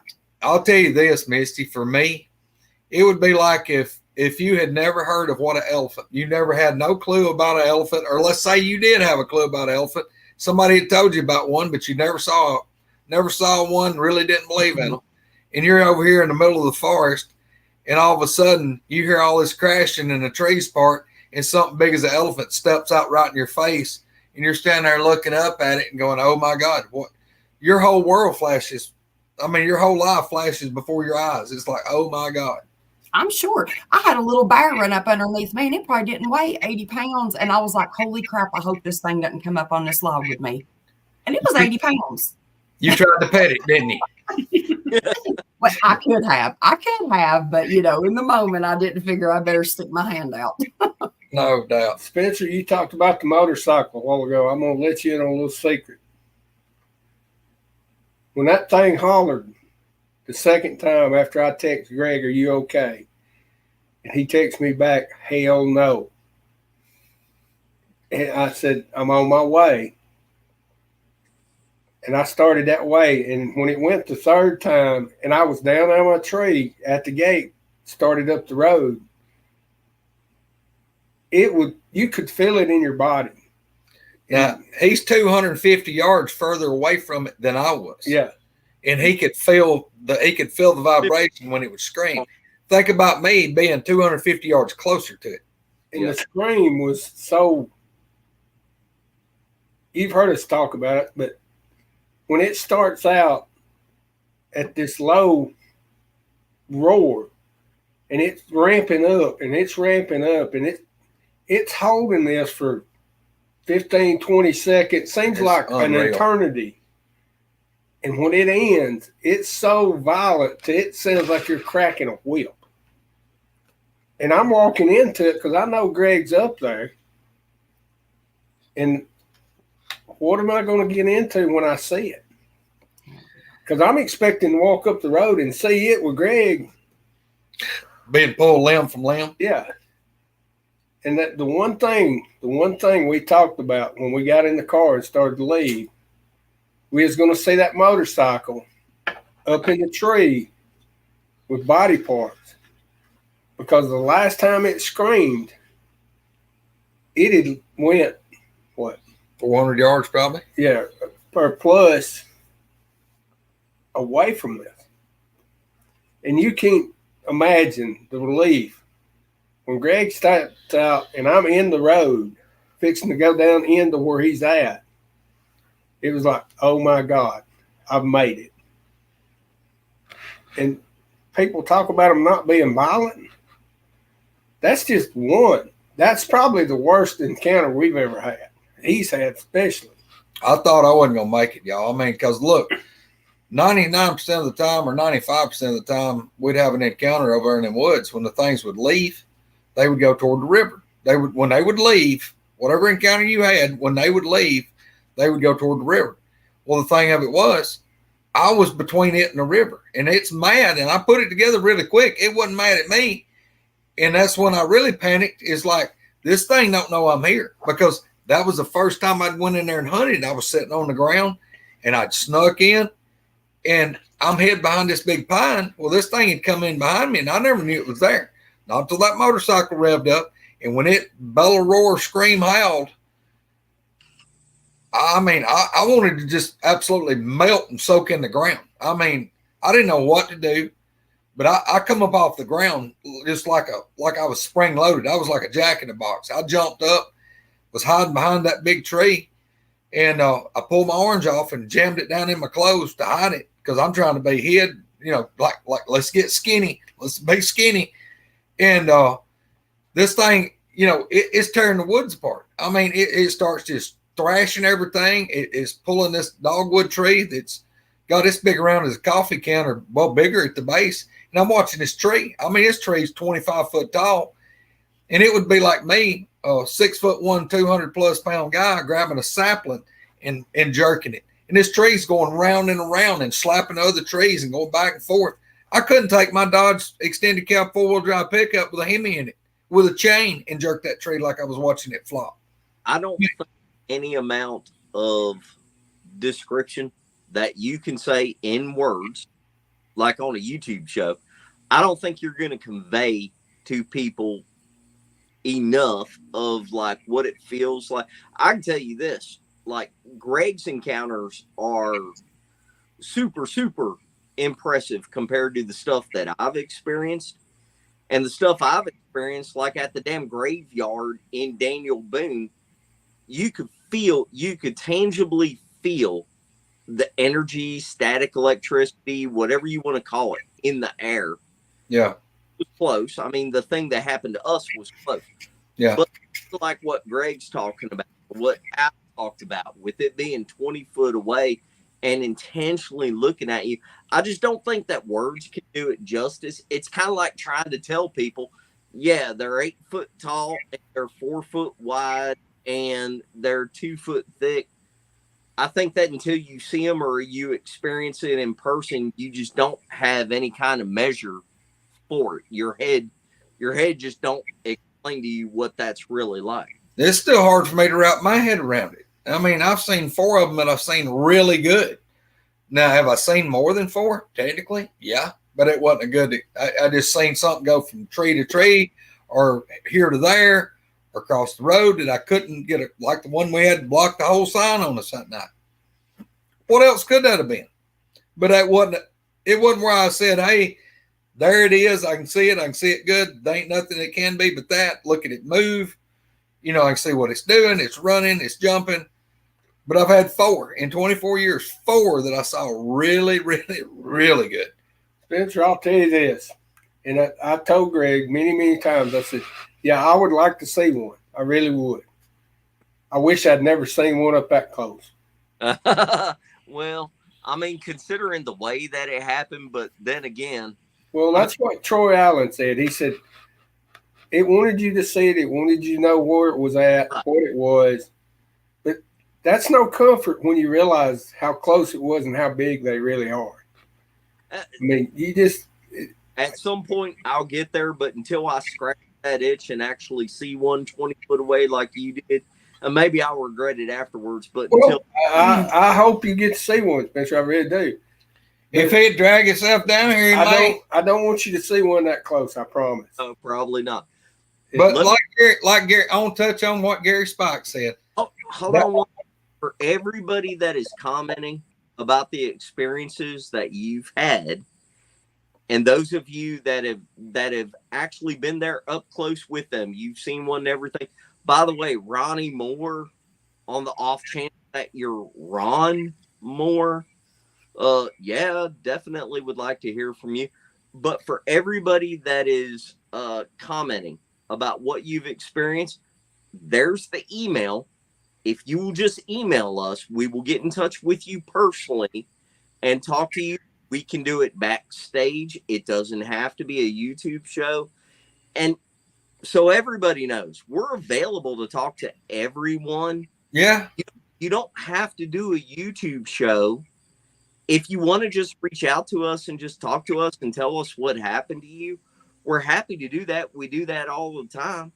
If you want to do a YouTube show, definitely 100% reach out to us. But there's no address. Well, so Greg and Al go. No, go ahead. No, what I was going to say, well, first off, I'm going to say hey to Stevie.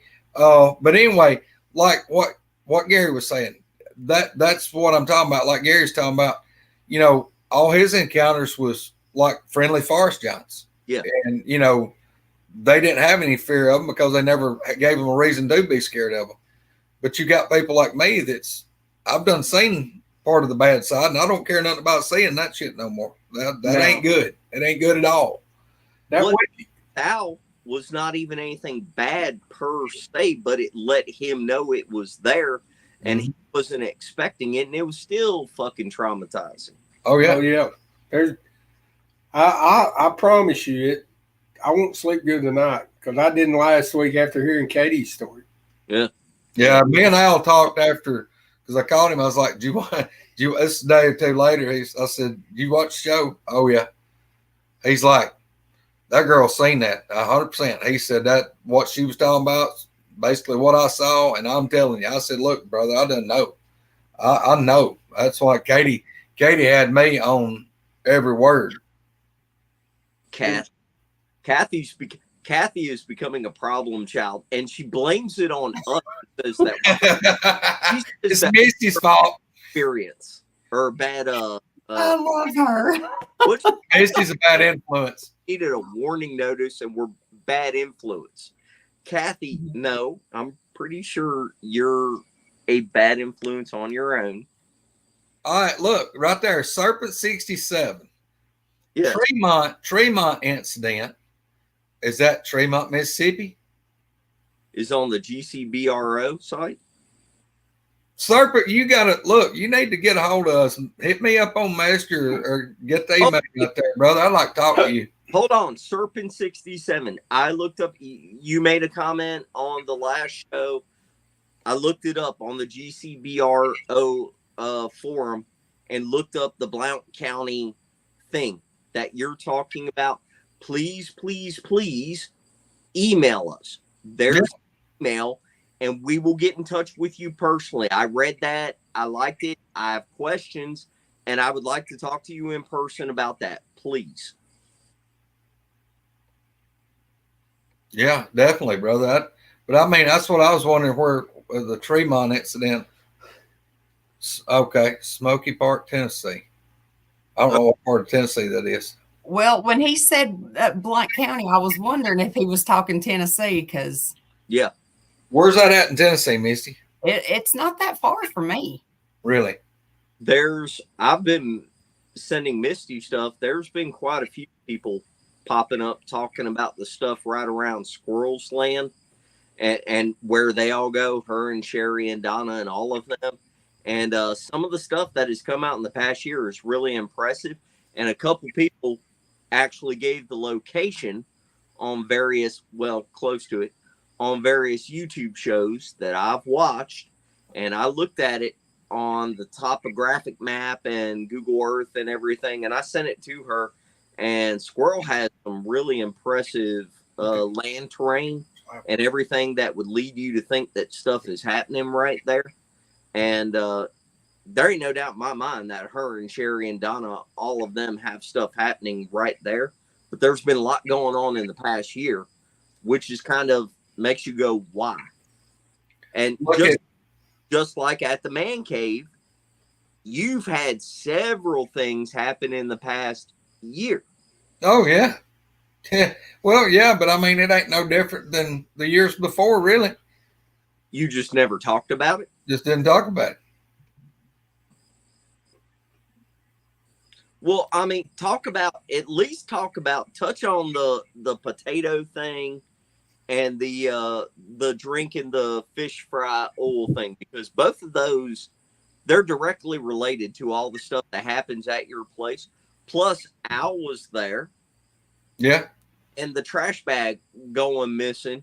I mean, 24 years of being out there and knowing that they're there, and then he finally sees one. But go into all the stuff that led up to it. Well, you're talking about the trash bag. A little heads up on that. Kumbo and Troy had been here a couple weeks prior to that. And Kumbo's, I can't remember the name of the dog, had been here. Joe. And Joe kind of has a skittish about him, or whatever you want to call it, which is he's a German Shepherd police dog. And they had took it outside, and Kumbo said it wanted to come back in. It wouldn't want to go out. Well, then Troy got talking about smelling sewage. Keep going. I'm listening. He got talking about smelling the sewage out here. And Greg told him, said, there's not a sewage leak. There's no sewage out there. Well, fast forward a couple of weeks. It's New Year's. It was 2 weeks before. Yeah. It was 2 weeks before that. Yeah. It was fast forward 2 weeks. We done a bunch of cooking over here. Well, Greg hadn't been over here because he broke his leg. So we cleaned out the refrigerator over here. And we had one bag that was full of old sandwich meat, eggs, some milk. Yes, Dad got sour cream, 2 or 3 things, sour cream, some cheese. Old pot roast had been in there for who knows how long. 6 weeks probably. And we tied it up and set it out there while we cleaned everything else up. And that bag probably weighed, what, 20 pounds or better? It weighed more than that because I'd nearly drag it out the door. And then we just set it out there and we finished cleaning up and set another bag there with it that didn't have all that stuff in it, but it was open. It wasn't tied up. Well, we go through, New Year's is over. We're getting ready to leave. And this dog that hangs here, it's his brother's dog. Greg goes out to smoke. The dog comes running in through the door. Then Greg, he's trying to get the dog out. So he gets Abby and them to run the dog back out. We finally get it pushed out. Greg's sitting there in the doorway. The front door was open. And before they could get around here and close the front door, it jumps in the front door. This was before they built the ramp and the porch. So they're trying to rustle it back out, and then the smell hits. And it comes in. And Wanda comes to the back door where me and Greg's at. She said, "What is that smell?" And about that time, it hits the back porch. And it's violent smelling. I mean, it's awful. Greg looks at me, and he said, "Yeah." I said, "Yeah." I just shook my head because I knew what he was going to say. And Wanda said, "What is that?" He said, "That is a Bigfoot. That's what they smell like." So this time, we're trying to round everybody up. And Greg says, "Don't forget that bag. Bring it back in. We'll take it off tomorrow." And I turn around to get it because I know where it's at. The bag's gone. I'm talking about it's not there. And it's been less than 15 minutes since we've been out there. It's just gone. I'm glad I didn't say nothing. I didn't know I was live. Oh, yeah. How you doing, Roger? I'm doing pretty good, y'all. Man, I really don't feel like sitting in his chair, but I just want to let everybody know I appreciate, everybody checking in on me and stuff. So, Oh yeah. I've been trying to listen to shows and stuff, and man, this has been the kind of last thing that's been on my mind, but it's it never leaves. I enjoy listening to y'all stories too. Oh man. Well, Al, could you tell, like, if the whole bag was gone, could you tell if it looked like it'd been drug off or just like picked up and carried? We could never find it. There was no sign of it. And the only way it could have got it is walked up there, reached over, picked it up over the railing, and took off with it. The following, it was a week or 2 weeks later when me and Troy went wandering through the woods trying to find the bag. When we found the skull head. They stomped all over this place and looked and couldn't find that bag anywhere. No tore up packages, no garbage bag. He walked all over this place, couldn't find nothing. That's when we found the pine tree, the big pine tree where something had climbed up in it. No, that was later when y'all found all that. Yeah. That was probably it's been a couple of months. That's what I'm saying. We were still looking for the garbage bag. We went plundering off over there. Troy said, that bag will be over here somewhere. And we went plundering off over there. We found that big old pine tree up on the bluff out towards the highway where something had been climbing up it and all the bark stripped off of it. And then we went on up and we found them squirrel bodies where the body was piled up on one side and the head and the skulls on the other side, right in the middle of where something had set down. And because Troy said, they're neat. They will stack everything up, and then we're plundering on out. And that's when we found that 18-foot footprint, 18-inch footprint. And the 18-inch footprint that he's talking about is about 130 feet from my back porch right here. And I'm pretty sure it's about the size of the ones that we found after all the eye shining stuff that night when we found the broken ones and all that. They were averaging about 18 inches. Well, where they done it was from the back of my Connex building, that road. They found it like where that road's flat and it starts up that hill. They found it right there at the bottom of that hill. So you know how far it is, 80 feet out there maybe? Yeah. That's where Misty and I saw the impressions that were about 18 inches. Mm-hmm. And y'all, for people who've never been there before, it might help to explain going out past that little building is just about the only way to get away from them, to get to you and get away, because they can't go off of that bluff, and over to the left would be pretty rough for anybody or anything to walk. So out that way and down to the creek right there is the way they would get there, right? I would think. If you pull up in the driveway, it's like pretty much the right side. Like the whole right side area kind of drops off and goes around to a bluff. And that's the same look where he's talking about the propane tank. If you're standing in my driveway where we park and looking at the propane tank, just a little bit to the right of it, within probably 30 feet, is where me and Misty and Coonbo saw the one, like the glimpse of one take off. We saw the red eye shine and the thing took off. Wait, for everybody that's never been to the man cave, the Talladega National Forest sign is right there. Slow down. Yeah, that's what we're going to tell us. Oh, I'm getting old. My knees bad. My back's bad. Spencer, don't narrow me down. Don't narrow me down that close. I mean, we ain't going to tell them where the keys is. I told you that was going to happen. No, I'm just you've already said the sign is right there. Yeah. The sign's right there. As you go up to Greg's man cave, literally, there's like a slope, then a river bank, and then nothing but forest. Yeah. And these things, I don't know like exactly if they're swimming across the river or if they're already right there in the land, but the way that they come in, I mean, there's all kinds of ways for them to get in there, but they keep coming right there to that gas tank where Al saw it, and back behind that Connex building, that trail going back up in there. Yeah. Well, they're coming from here. That'll be east. They're coming from the east in here, and that's the most secluded way for them to get in here. That's the way they're going to come, pretty much. And what I was getting to about the garbage bag, Spencer, that whole lot of people don't know. We hadn't told a whole lot of it. When we left that night, the smell was so bad it'd burn your eyes.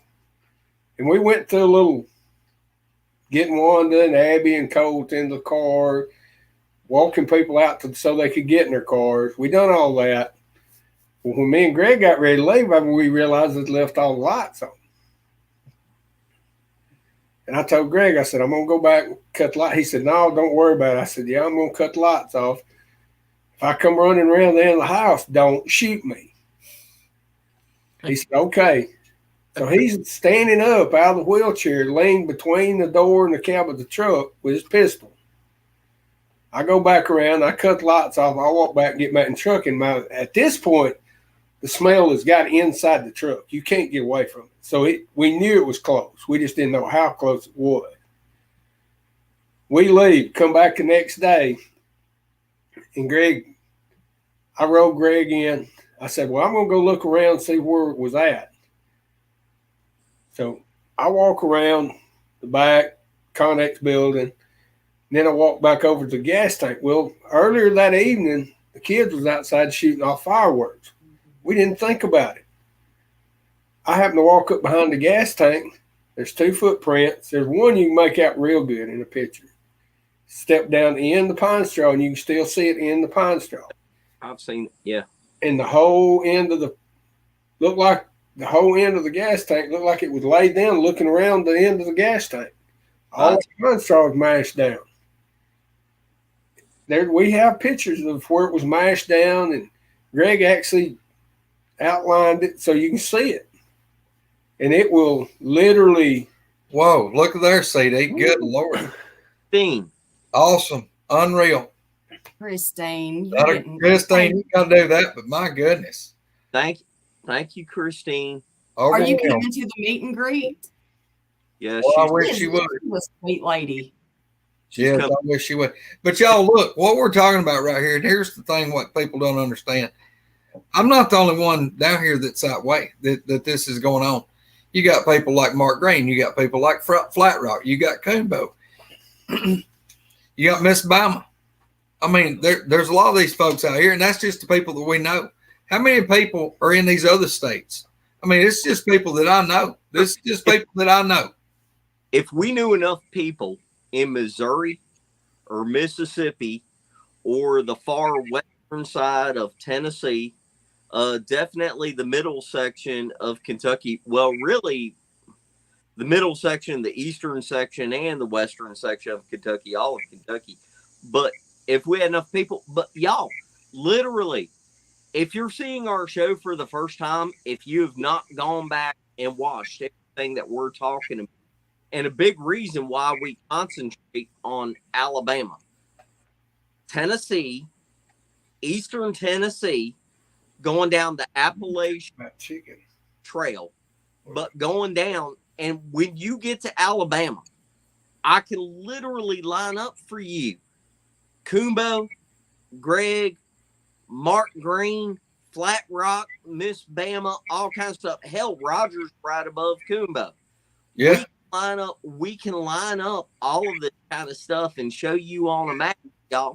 And there are so many people that make reports of all this activity happening in the same area.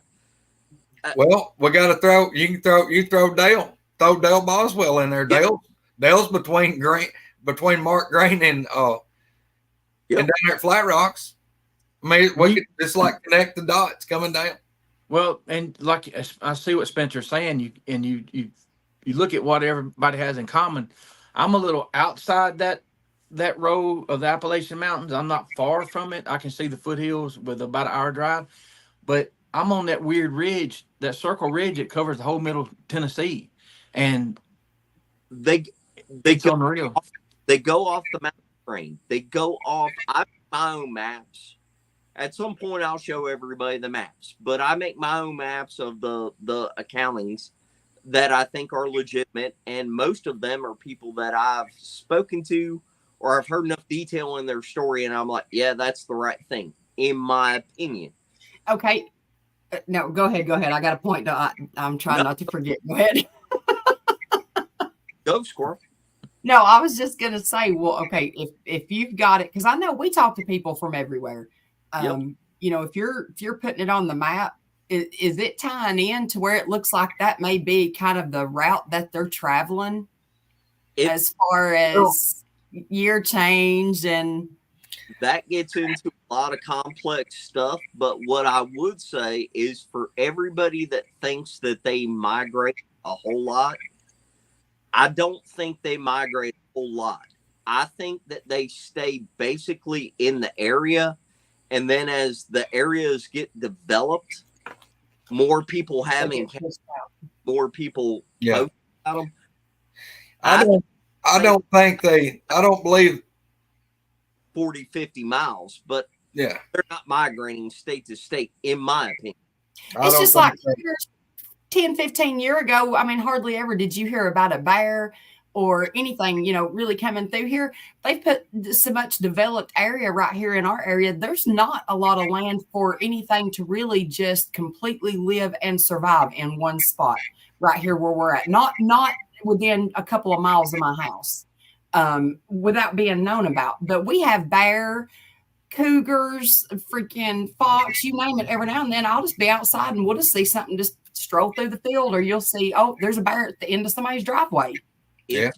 If you do the math on your state, I've done it on Virginia, and I also include North Carolina because I'm Southern Virginia. I grew up in North Carolina. I go there a lot.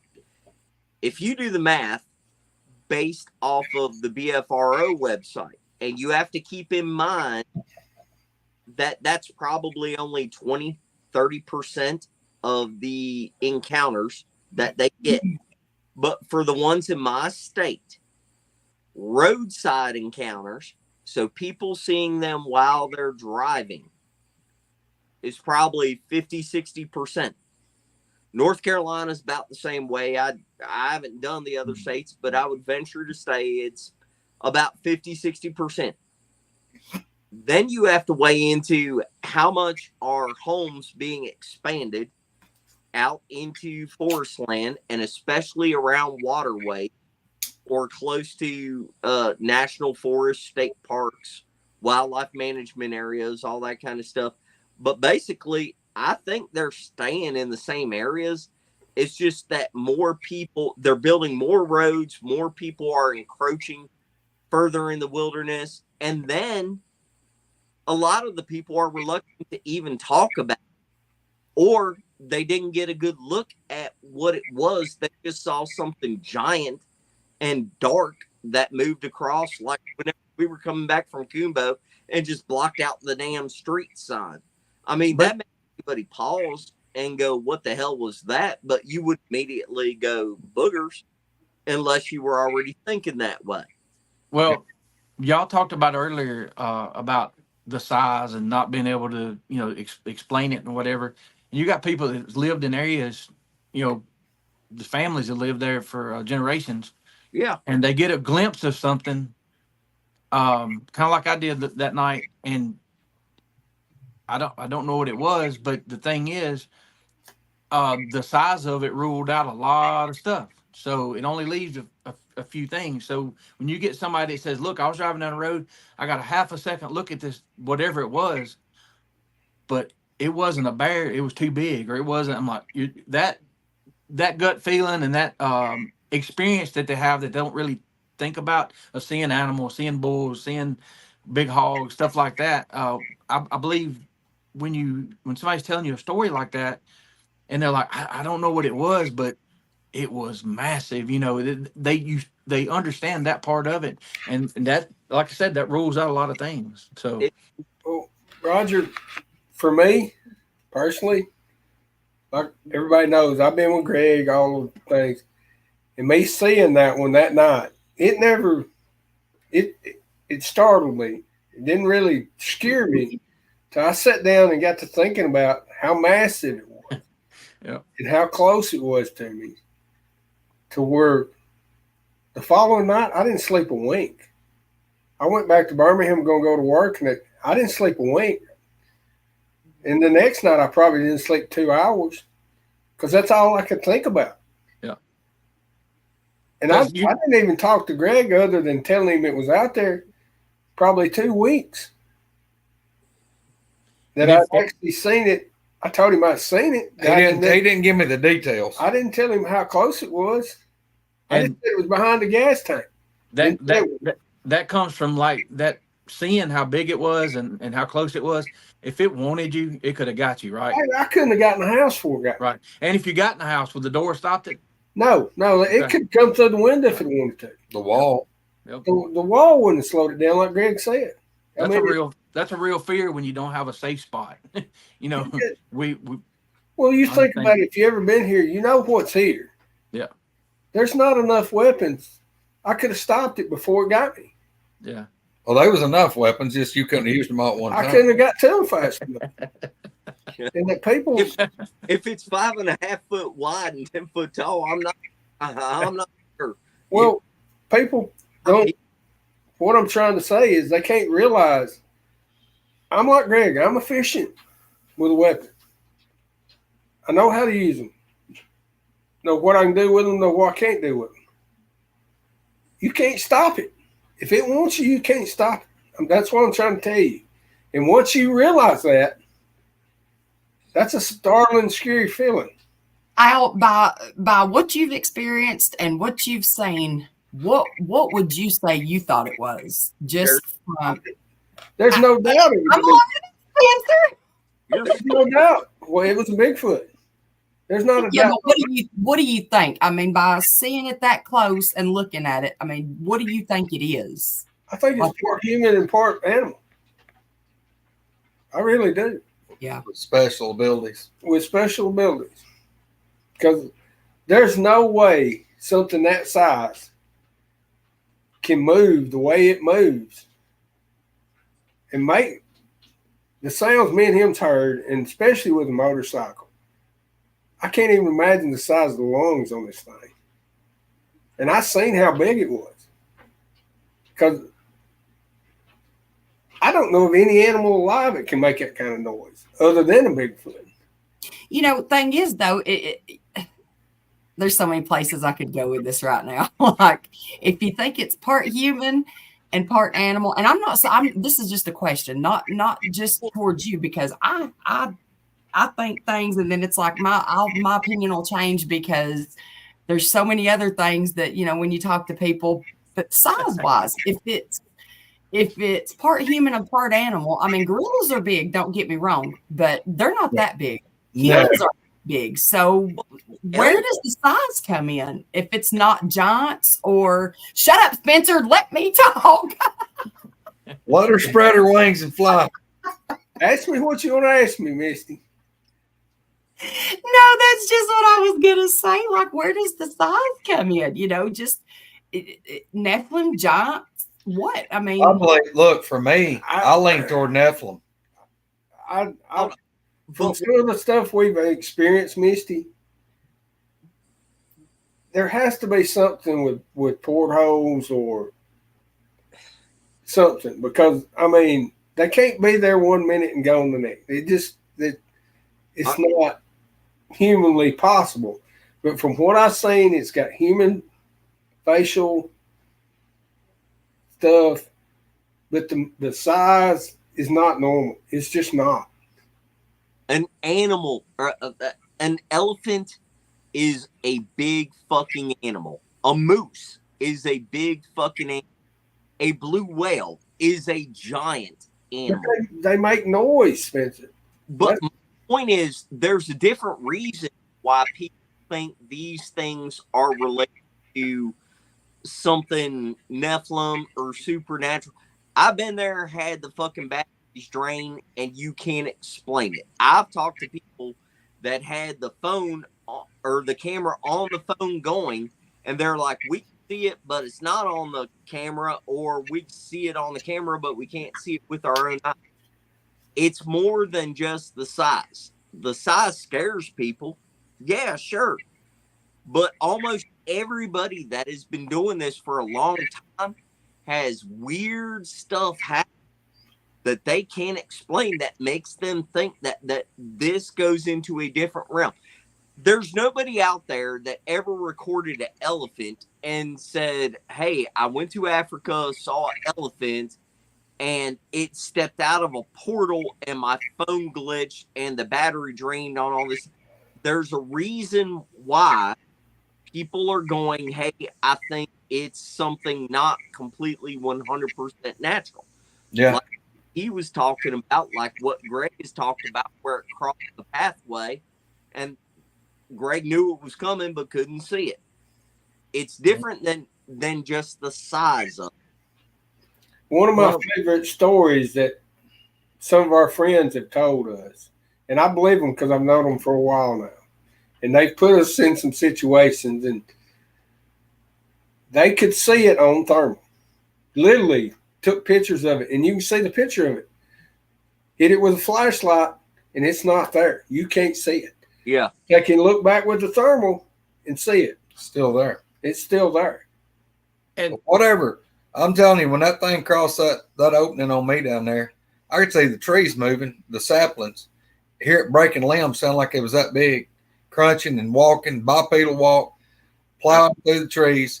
And when that thing got up there, I mean, I'm waiting on it to step out. I mean, I can hear it coming. I heard it for 150 yards coming, walking. It'd walk for a little bit and it'd stop, and then it'd come on. And I mean, I've got my rifle. It's propped up. My head's looking right down by the scope. I'd go in the scope out, and I'm watching it get right at this edge of the field where that road goes out. And that thing come right up there. And I'm thinking right then, okay, I'm finally going to see it. I'm fixing to see this thing because it's going straight at that opening. It's either going to have to, when it gets to that opening, it's either going to have to turn and go away from me, because if it keeps going the way it's been going this whole time, I'm going to see it. Y'all, when that thing got to that opening, whatever, it crossed that opening.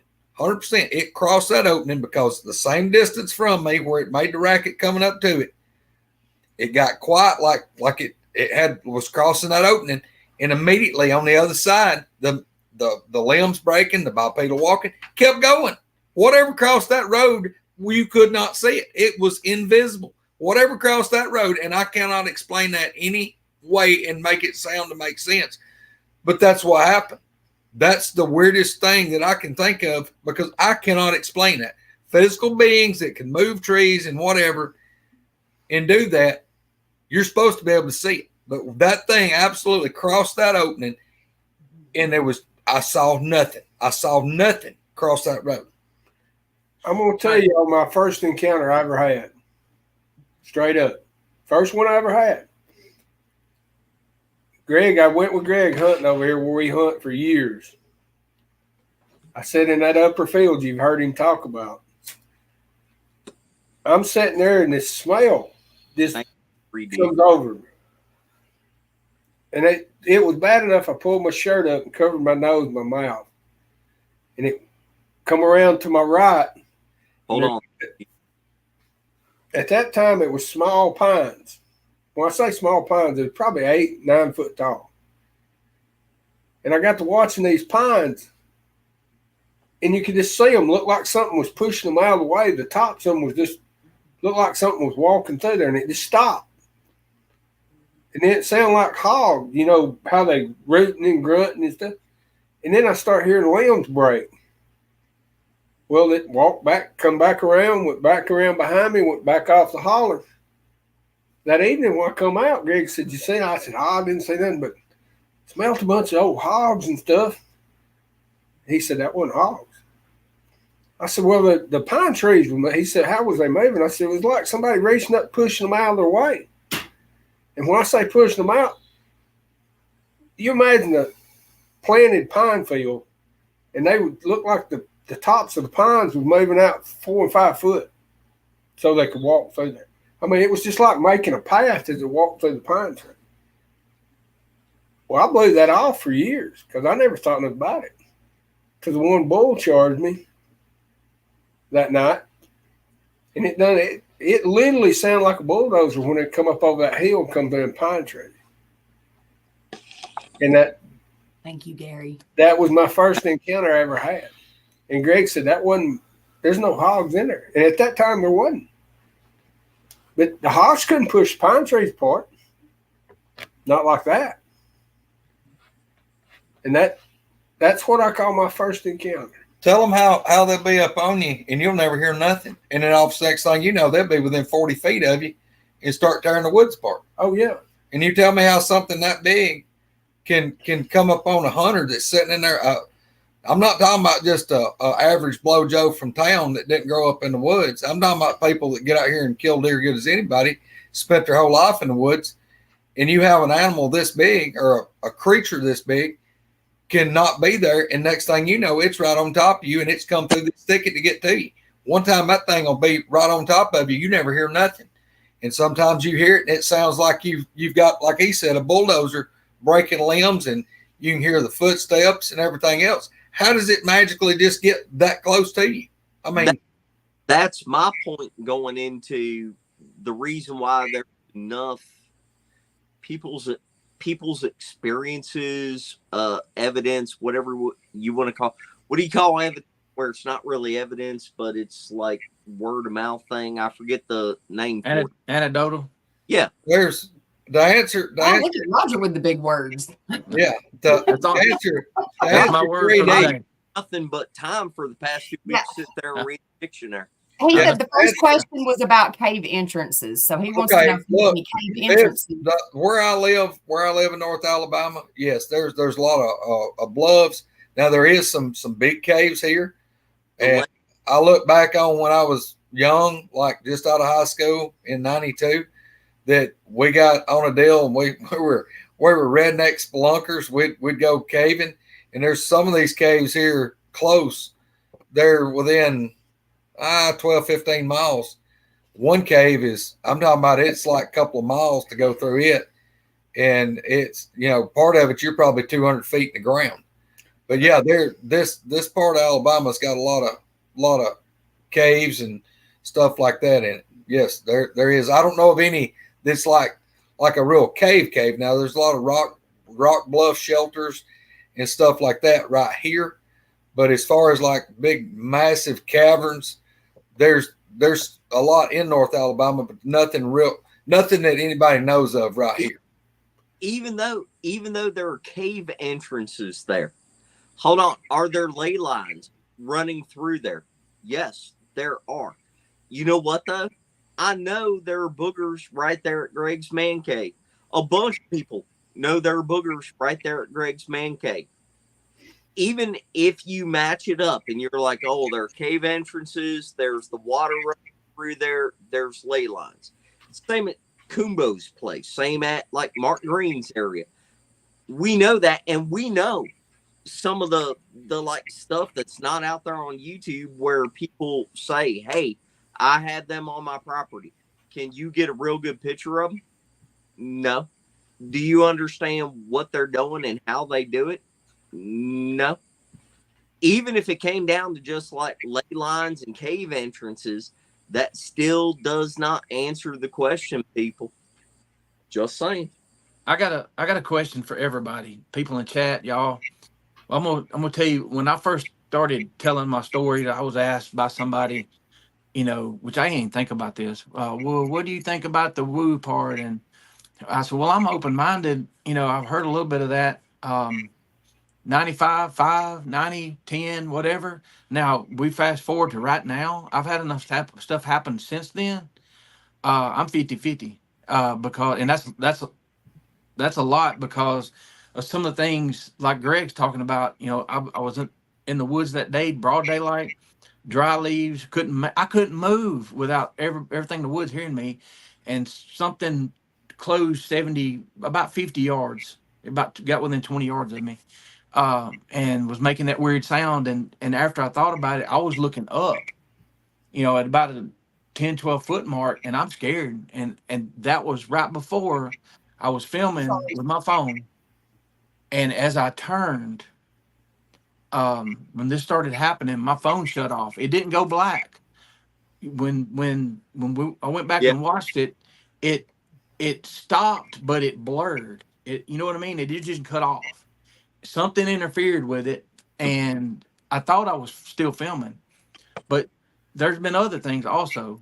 But when you first got into this, Spencer, I know you probably were 99-1 Yeah. as flesh and blood, right? And Oh. we've been through this, all of this stuff together and talking to people and had stuff happen. Like Greg, he knows he's a smart person. He's hunted all his life. If there'd been a deer coming across there, he would have plugged that son of a gun when it hit that opening. That's what he was waiting on. It didn't happen, but it continued. I don't know, y'all. I mean, maybe they, if they want us to know they're there, they let us know. Now, some of these road crossing, I would like to know what was going on that it was trying to get away from. So just my question is, with that statement, y'all think about it. Everybody in the chat, if it's been 20 years, 50 years, 6 months, what, when you first started thinking about Bigfoot, was it all flesh and blood? What percentage? And now, after talking to people, having things happen to you in the woods or whatever, what is the percentage now? Where are you at, Spencer? I'm way different than I was 2 years ago, much less like 7 years ago. Well, I'll give you an example of this, what you said, the wood part of it. I've hunted with Greg's daddy for years before he passed away. Loved the man like my father. Well, when that deer of his got stowed over in that field, Yeah. he sat and watched that deer near where it was laying. He told Greg, it's right there. Well, they drive over there because he had just looked at it before he got in the vehicle with Greg. Yeah, it'd been dark about 30 minutes time I got there. He couldn't see it. It was totally black dark. But that deer laid there for well over an hour, probably an hour and a half, maybe longer. It was a long time. I mean, it was dead. It was dead as my, this couch we're sitting on. It wasn't going nowhere. But that thing it got snatched when it got completely dark. That thing stepped out, got that deer. And like I said, it was gone. And then when I went back about 3 days later, the carcass had been flung out in the field. I mean, like right where we turned the Jeep around that night looking for the deer. I mean, the deer was not there, and it had been stripped down, and just absolutely pretty much all of the deer was gone. And you could see where it impacted the ground, like it came up to the edge of the field and flung it. And you could see the impact marks, and you could see where the carcass rolled, and then there it was. And that creeped me out, because I'm thinking it was almost like, well, we're going to take from you. You're not going to come in here to this land and harvest animals or our food. We'll take it away from you. And then they decided, well, we're just going to feed y'all the scraps. We're going to bring out, here you go. We'll give you a little bit of it back. Hello, like a message, like slapping the side of the man cave. Yeah. And doing stuff. You see what I'm saying, though? There's, if you think about it a certain way, there's a continuation of the stuff that they did on that hunting lease and then coming over to your man cave. It's literally like they know who you are, and they let you know. Spencer, there's no doubt they know who me and him are, because when my buddy come up from Birmingham with us that time, up to that point, they was belligerent to me. Greg could go in there. I could go in there. They would be belligerent. Bluff charged us, holler and scream, throw stuff at us. After that night, we were just too stupid to quit going back. Yeah. But after that night, they have never been belligerent to us again. Not like they had. At night, when Greg whooped at them and spoke their own language to them face to face. I absolutely accidentally diffused that situation. It was like you'd had to been there to experience. I'm sure. This thing was, the guy that was with us was losing his mind. I could say that other ways, but he was absolutely losing. We drove out of there. I'll give you an example. We drove out of there, and his exact word was, "Y'all know what's in there, and you keep going back. Y'all have got to be stupid." That was his exact word. Well, y'all talking about communication. I remember talking to Kane, and the story he told floored me. He's got a lot of acres that he has the research, and he said he made up a symbol, his own symbol. Would leave it in the woods, random spots. Nobody's out there. He said he came out one morning on his front porch, and this symbol's in his front yard.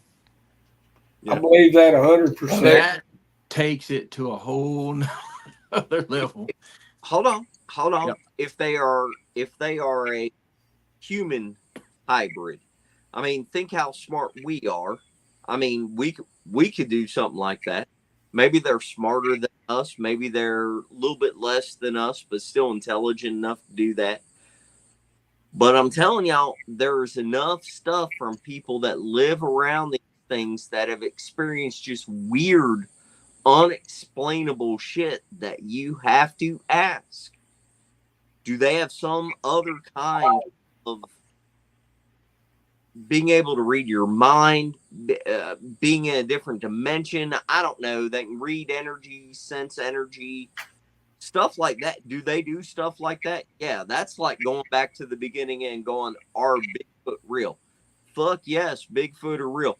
We're way past that. Oh yeah, that's way back yonder. Well, Spencer, let me ask you a question.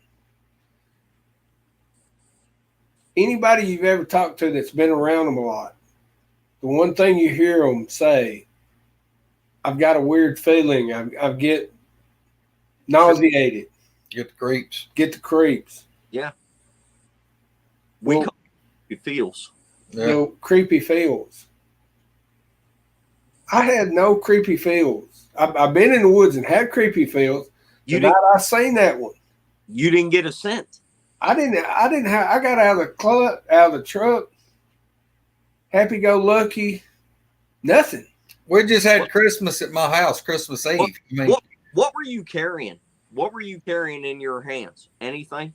Nothing. I had my keys, fixing to unlock the door. You didn't 45 on my side. That's it. You didn't get the creepy feel. You didn't get the creepy feels. You didn't get a smell. No smell. You didn't get a rock thrown at you, a branch broke. All I got was a You didn't get a when the light came on. But you did get growled at. Yeah, that's all.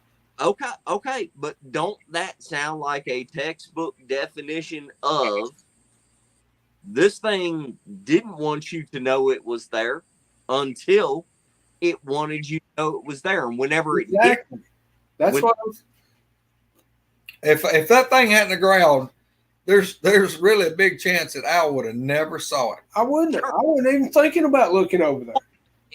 If that thing hadn't growled, if it was being like a normal booger, how many times have we heard everybody talk about you see one track and then none? Or you see it leaning out from a tree, then it goes back in and disappears. My point being, if it's even leaning over the gas tank, standing that close in the light, it knows where the light is. Yeah. Enough. We've seen the impressions. They all know how close they can get to your house.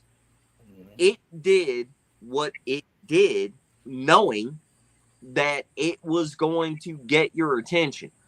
My question is, why did it want to get your attention?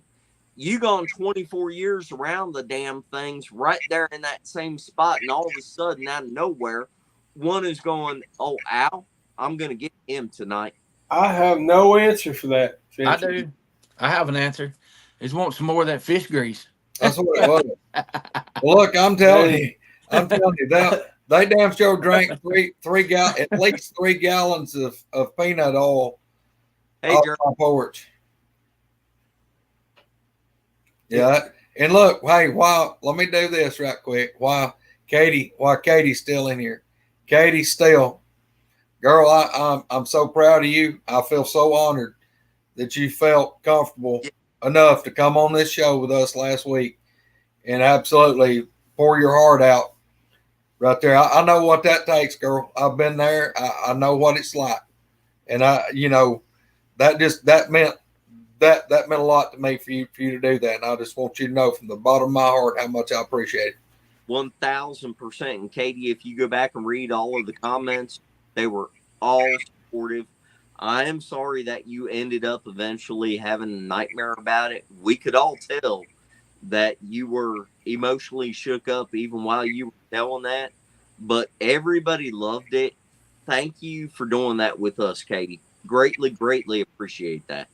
Katie, I'm going to say this, and from the bottom of my heart, because what you described is, I'm 55-year-old, fixing to be 56-year-old, and I seen it last year at Christmas. What you described, the nose, chin, the eyebrows, there's no doubt in my mind you seen it, because I seen it within 30 feet. She just painting you a picture, wouldn't she? Yes, sir. There's not a doubt in my mind. And I wouldn't be on here tonight if it wasn't for what you're doing. I promise you. That's probably one of the better stories that I've heard in a long time, because you try to get details out of people, and some people shut down and don't, and some people don't. Some people take in details, and I can tell she's really observant, and she did. You said painted a picture, right? With words. That's what you try to get, and the way it was recalled and everything. I was 100% on board, and just drawn into it. That was a year and a half, maybe 2 years, close to it, of talking to Katie. She did it for Carrie, which God bless Carrie. She did it for Carrie. She did not want to do that, y'all, and I think everybody should appreciate that. And some pictures that she sent me, which I've been really busy this week, I have not posted those, but she said I could. Spencer, what I tell you yesterday? What? I wasn't going to talk about it. Yeah, I know. Yeah. Katie, that's it. Girl, it won't never go away. You can't get it out of your mind. We just gotta look. I'll tell you though, it really helped me, because I went for years. I wouldn't talk to nobody. I mean, I had very, very few people. I'm not about put them on one hand, the people that I would even talk to about it. And I realized that I wasn't helping anybody else, that I was suffering on my own, and that I knew other people were out here was dealing with the same thing, and they didn't have anybody to talk to.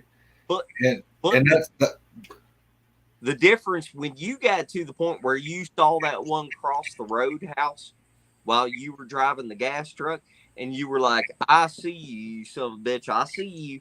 That's exactly what I said. That all I'm saying is that makes it so real that, like, there's a shift. Oh. At that point, I would imagine. I've seen glimpses. I ain't ever seen one like that. Al went 24 years, seen one behind the damn gas tank at your place. There's a shift that has to happen whenever you see something like that. And then at that point, you're probably more open to being like, damn it, I know these things are real. Well, your whole world, when you finally see one and you see it good, your whole world has absolutely changed. Ain't a damn thing you can do to ever change it back. I can't imagine for Katie, and I mean this, me 55, I can't imagine being 9 years old and seeing what she's seen up close, because I know what she's seen, and I know it's real.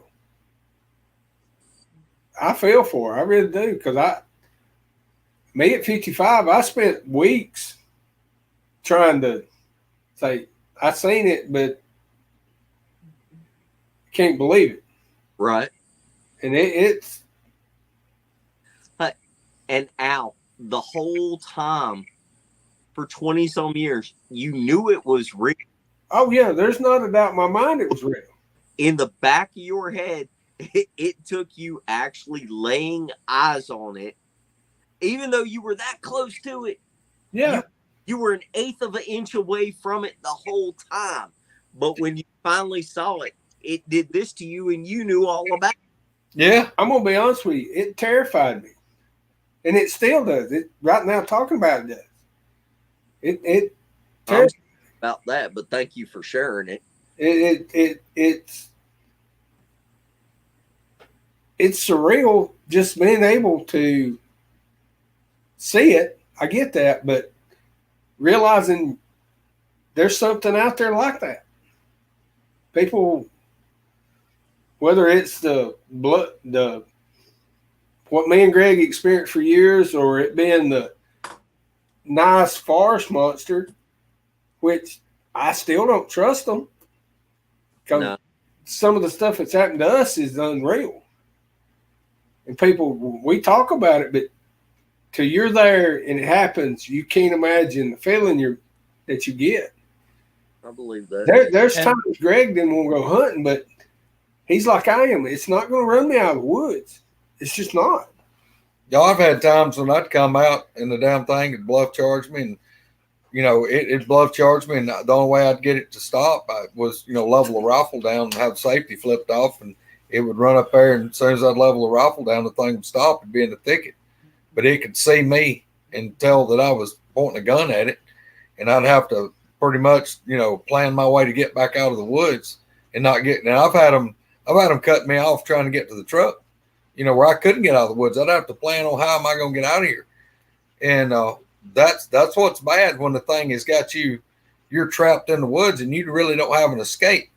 That's a bad day. And y'all, I've come to my house.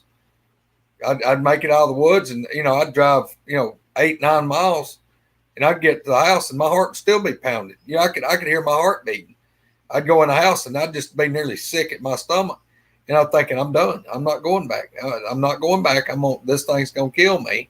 The damn thing is, I made it out of there this time. I made it last time, but Right. Next time it's gonna get me. And y'all, I may go like prime rut hunting season. And y'all, I eat and breathe and sleep deer hunting. This wall right here, if you can see it, there's no telling how many horns right here that most people would have had a full shoulder mount. There's 10 points, 11 points, 12 points. I've got some massive Alabama, some pretty damn massive deer on this wall that we've killed. I love the woods. I grew up doing this, but I was to the point, I'm done. I'm not going back. It's not worth it. I'm going to die. But I would think about it, and sometimes it'd be 2 or 3 days I'd go back. Sometimes it may be 2 weeks. I'd go through the best part of hunting season and wouldn't even go hunting during the prime rut because I was scared to go back. And then the more I'd think about it, it pissed me off. And then I'd let fear turn into anger. Hell, I'd get an extra box of 30-06 shells and put in my damn bag. I may strap on a extra handgun, and I'd put some more speed loaders for my 357. I'd get a bigger flashlight, and my ass go right back in the damn woods. There was one year, Spencer. Greg won't ever tell this, but I'm going to tell it on him. He carried 6 speed loaders and 2 boxes of 357 Magnums on him. Yeah. With a box and a half of 30-06 shells. One year. I could have fought a war with what I had on me ammo-wise. That is no joke. Because they were so belligerent that one year to us. And this was leading up to where my buddy from Birmingham come up. Every single time we went in the woods, there was something happened. Whether we got rocks thrown at us, acorns, they charged us. Next year, and it makes you question your damn sanity because a lot of stuff doesn't happen.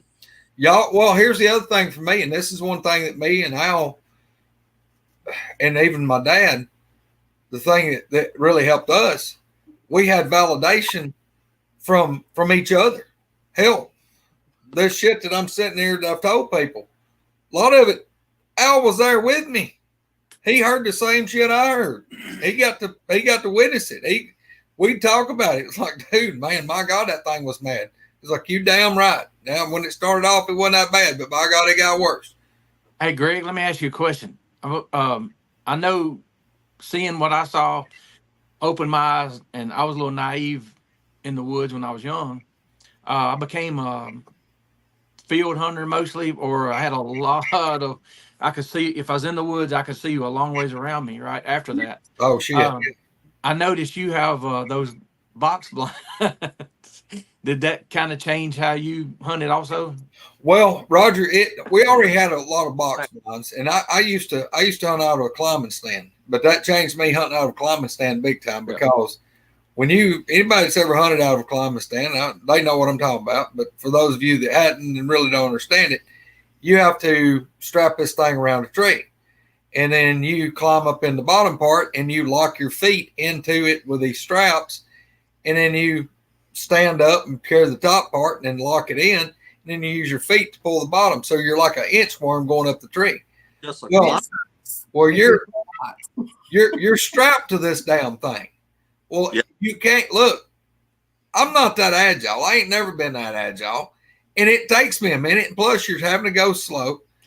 Well, if you're climbed up in this climber that you're strapped up in here with, and you've got to get down, it's going to take you a minute. You can't make no hasty getaway.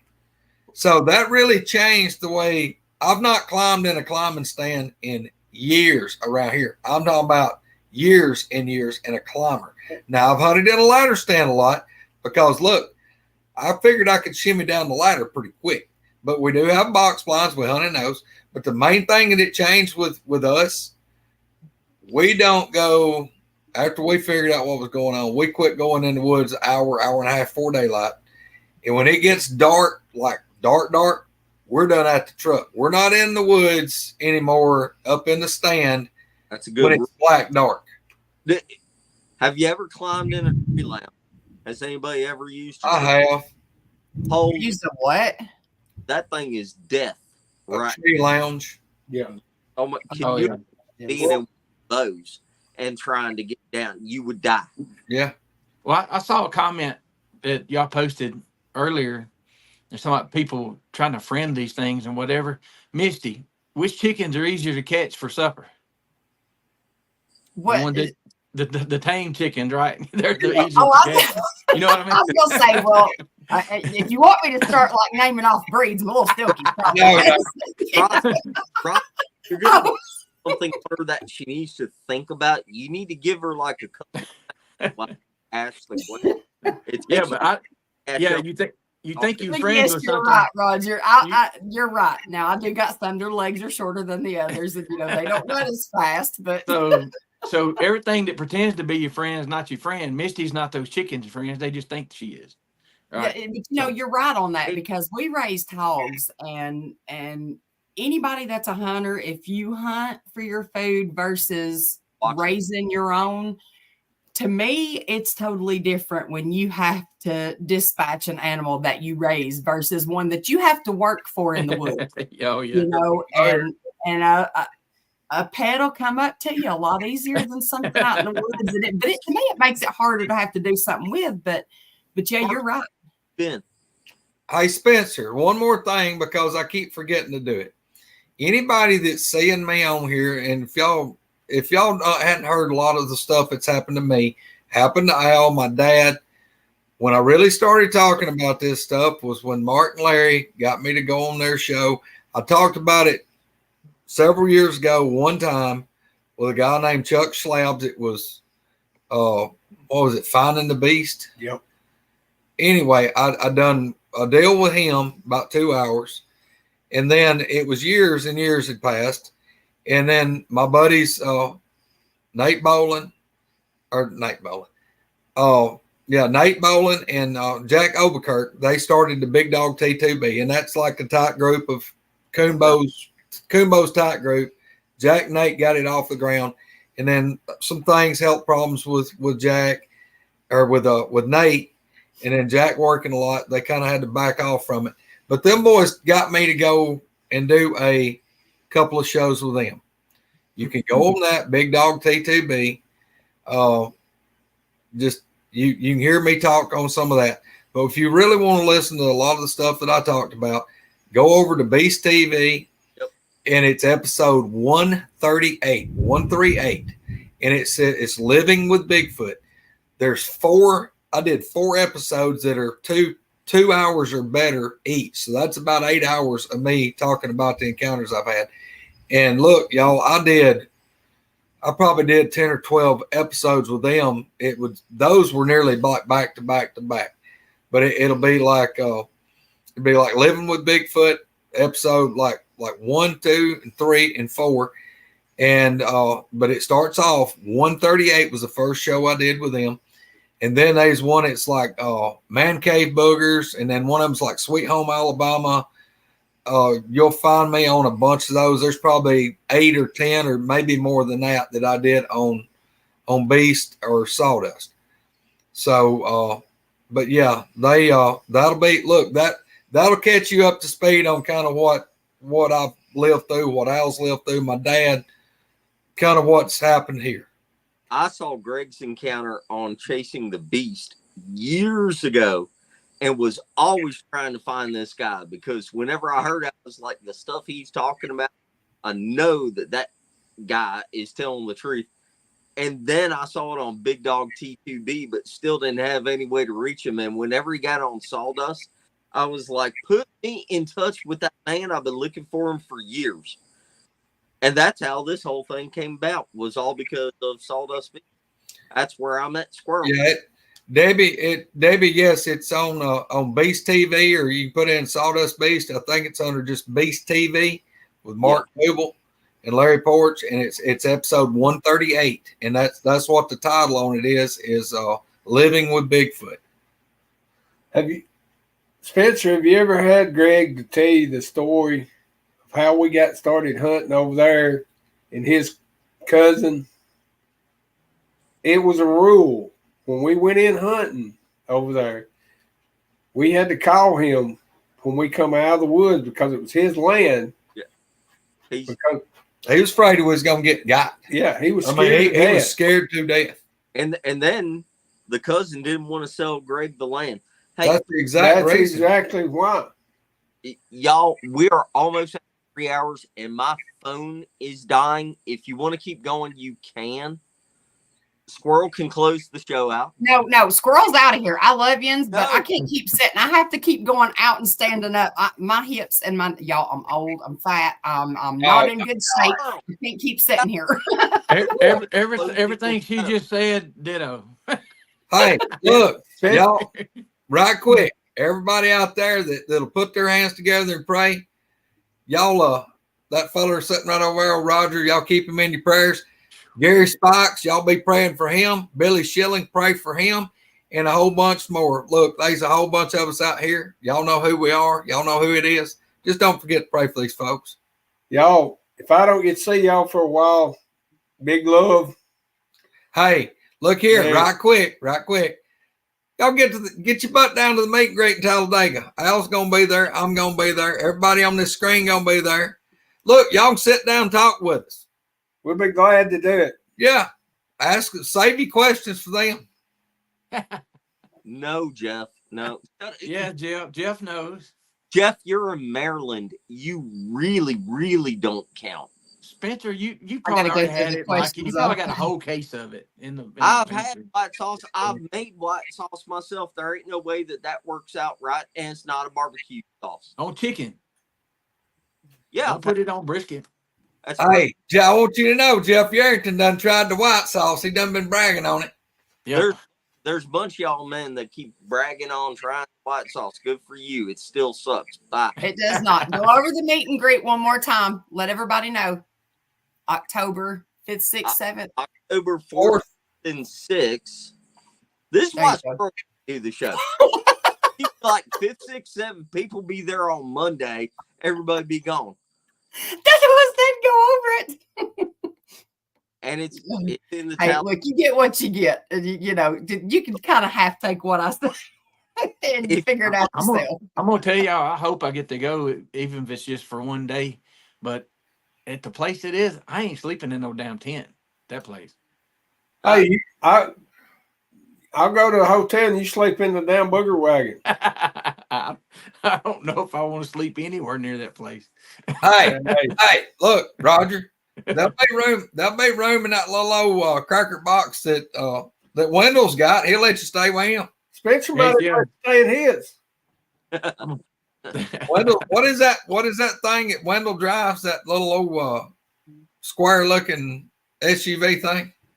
I don't know. Like an Element or something? Element. That's it. He's an elemental. Him and Christy both elementals.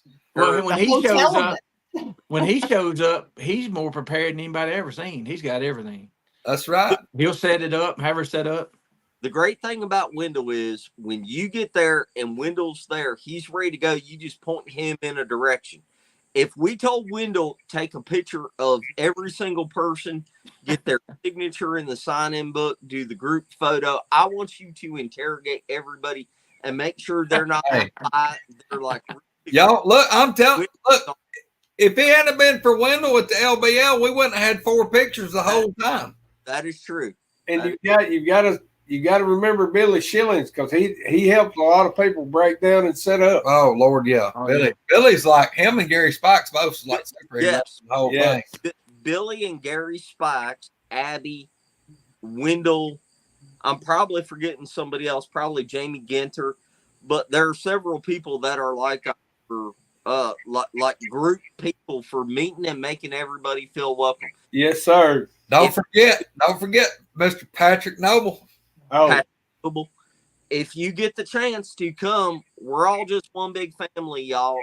It's a good thing. You should come and just, not for us, but come and hang out with everybody. You'll be in your element. Ain't nobody gonna make you feel bad or nervous or anything like that. It's gonna be a good time. And the area that we're going to has boogers for sure. So it's gonna be a good time. Yeah. Hey, Roger, right quick. Tell Rachel we said hey. Roger, Pyro got windled. hey, Yes, Pyro got Wendell.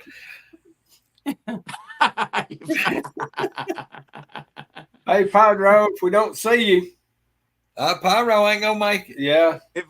Pyro, if we don't see you, you'll be missed, but you're there in spirit, man. Yes, sir. Hey, Pyro, if you don't have plans Sunday, I'm not even going to ask Spencer because, whatever. Come on the show Sunday with us. You're being officially invited by me and Greg. Nobody cares about Spencer, but you're there you go. Pyro, Hey, please come on. invite you. hey, one more thing, right quick. I noticed Jeff Townsend had went down to the campground yesterday. Well, guess what? He said ain't been nobody there. Well, undoubtedly after he left, my Aunt Verby right there, V. Burton, her and her son, they went down and checked the camp out and then drove back to Birmingham. They got them a room. They actually found a motel room in Sylacauga.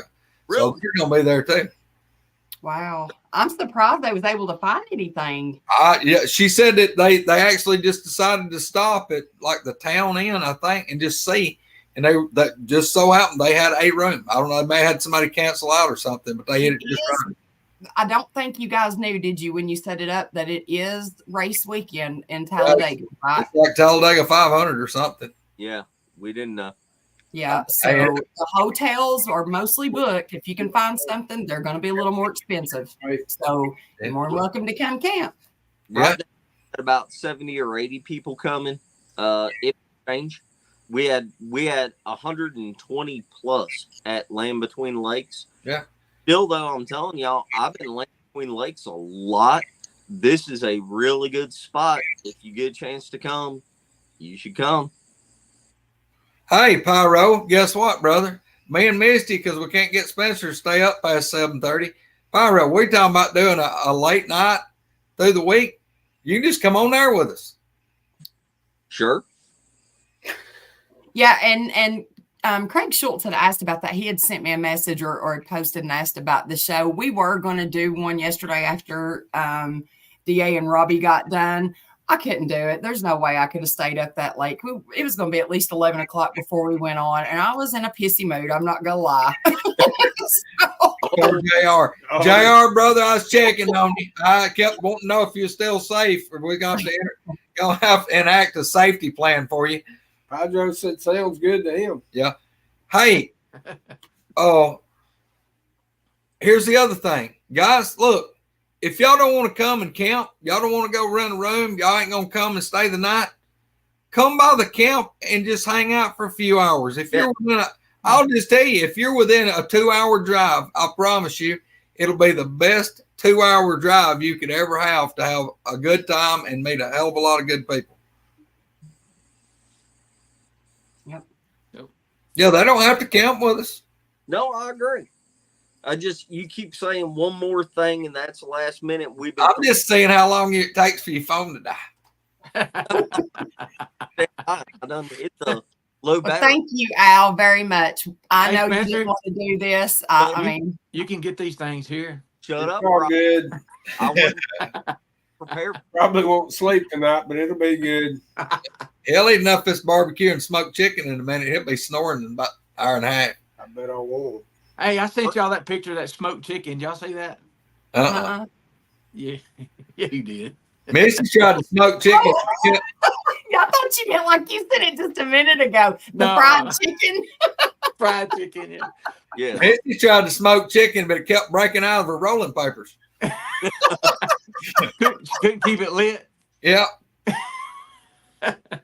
One more. No. On that note, One y'all more have a good thing. Sunday. Y'all Big get out love, of here. everybody. See y'all. See y'all later. Bye. Thank you, Al. Thanks, Roger. See y'all. Bye, y'all. Have a good Sunday. Bye. You Talk too. Squirrel. Hit the thing. I gotta do it. Get it. I feel like, hey, did you see Dan last night? Gosh, I was waiting on you to do it. Gotta do everything. Bye, folks. Oh my God. Bye. Don't bite. You might as well wait. It's gonna be a second. I gotta find it. Holy shit. Hold on. Oh my God. D.A. and Robbie thought this off air last night. And then That was so funny. that was awesome. That goes, oh, Misty ain't there, and this is why the no. He goes, I can do it. Hold on. Do I hit end stream? No, we're still on. This is the blooper reel. I can't Bye. remember. Bye.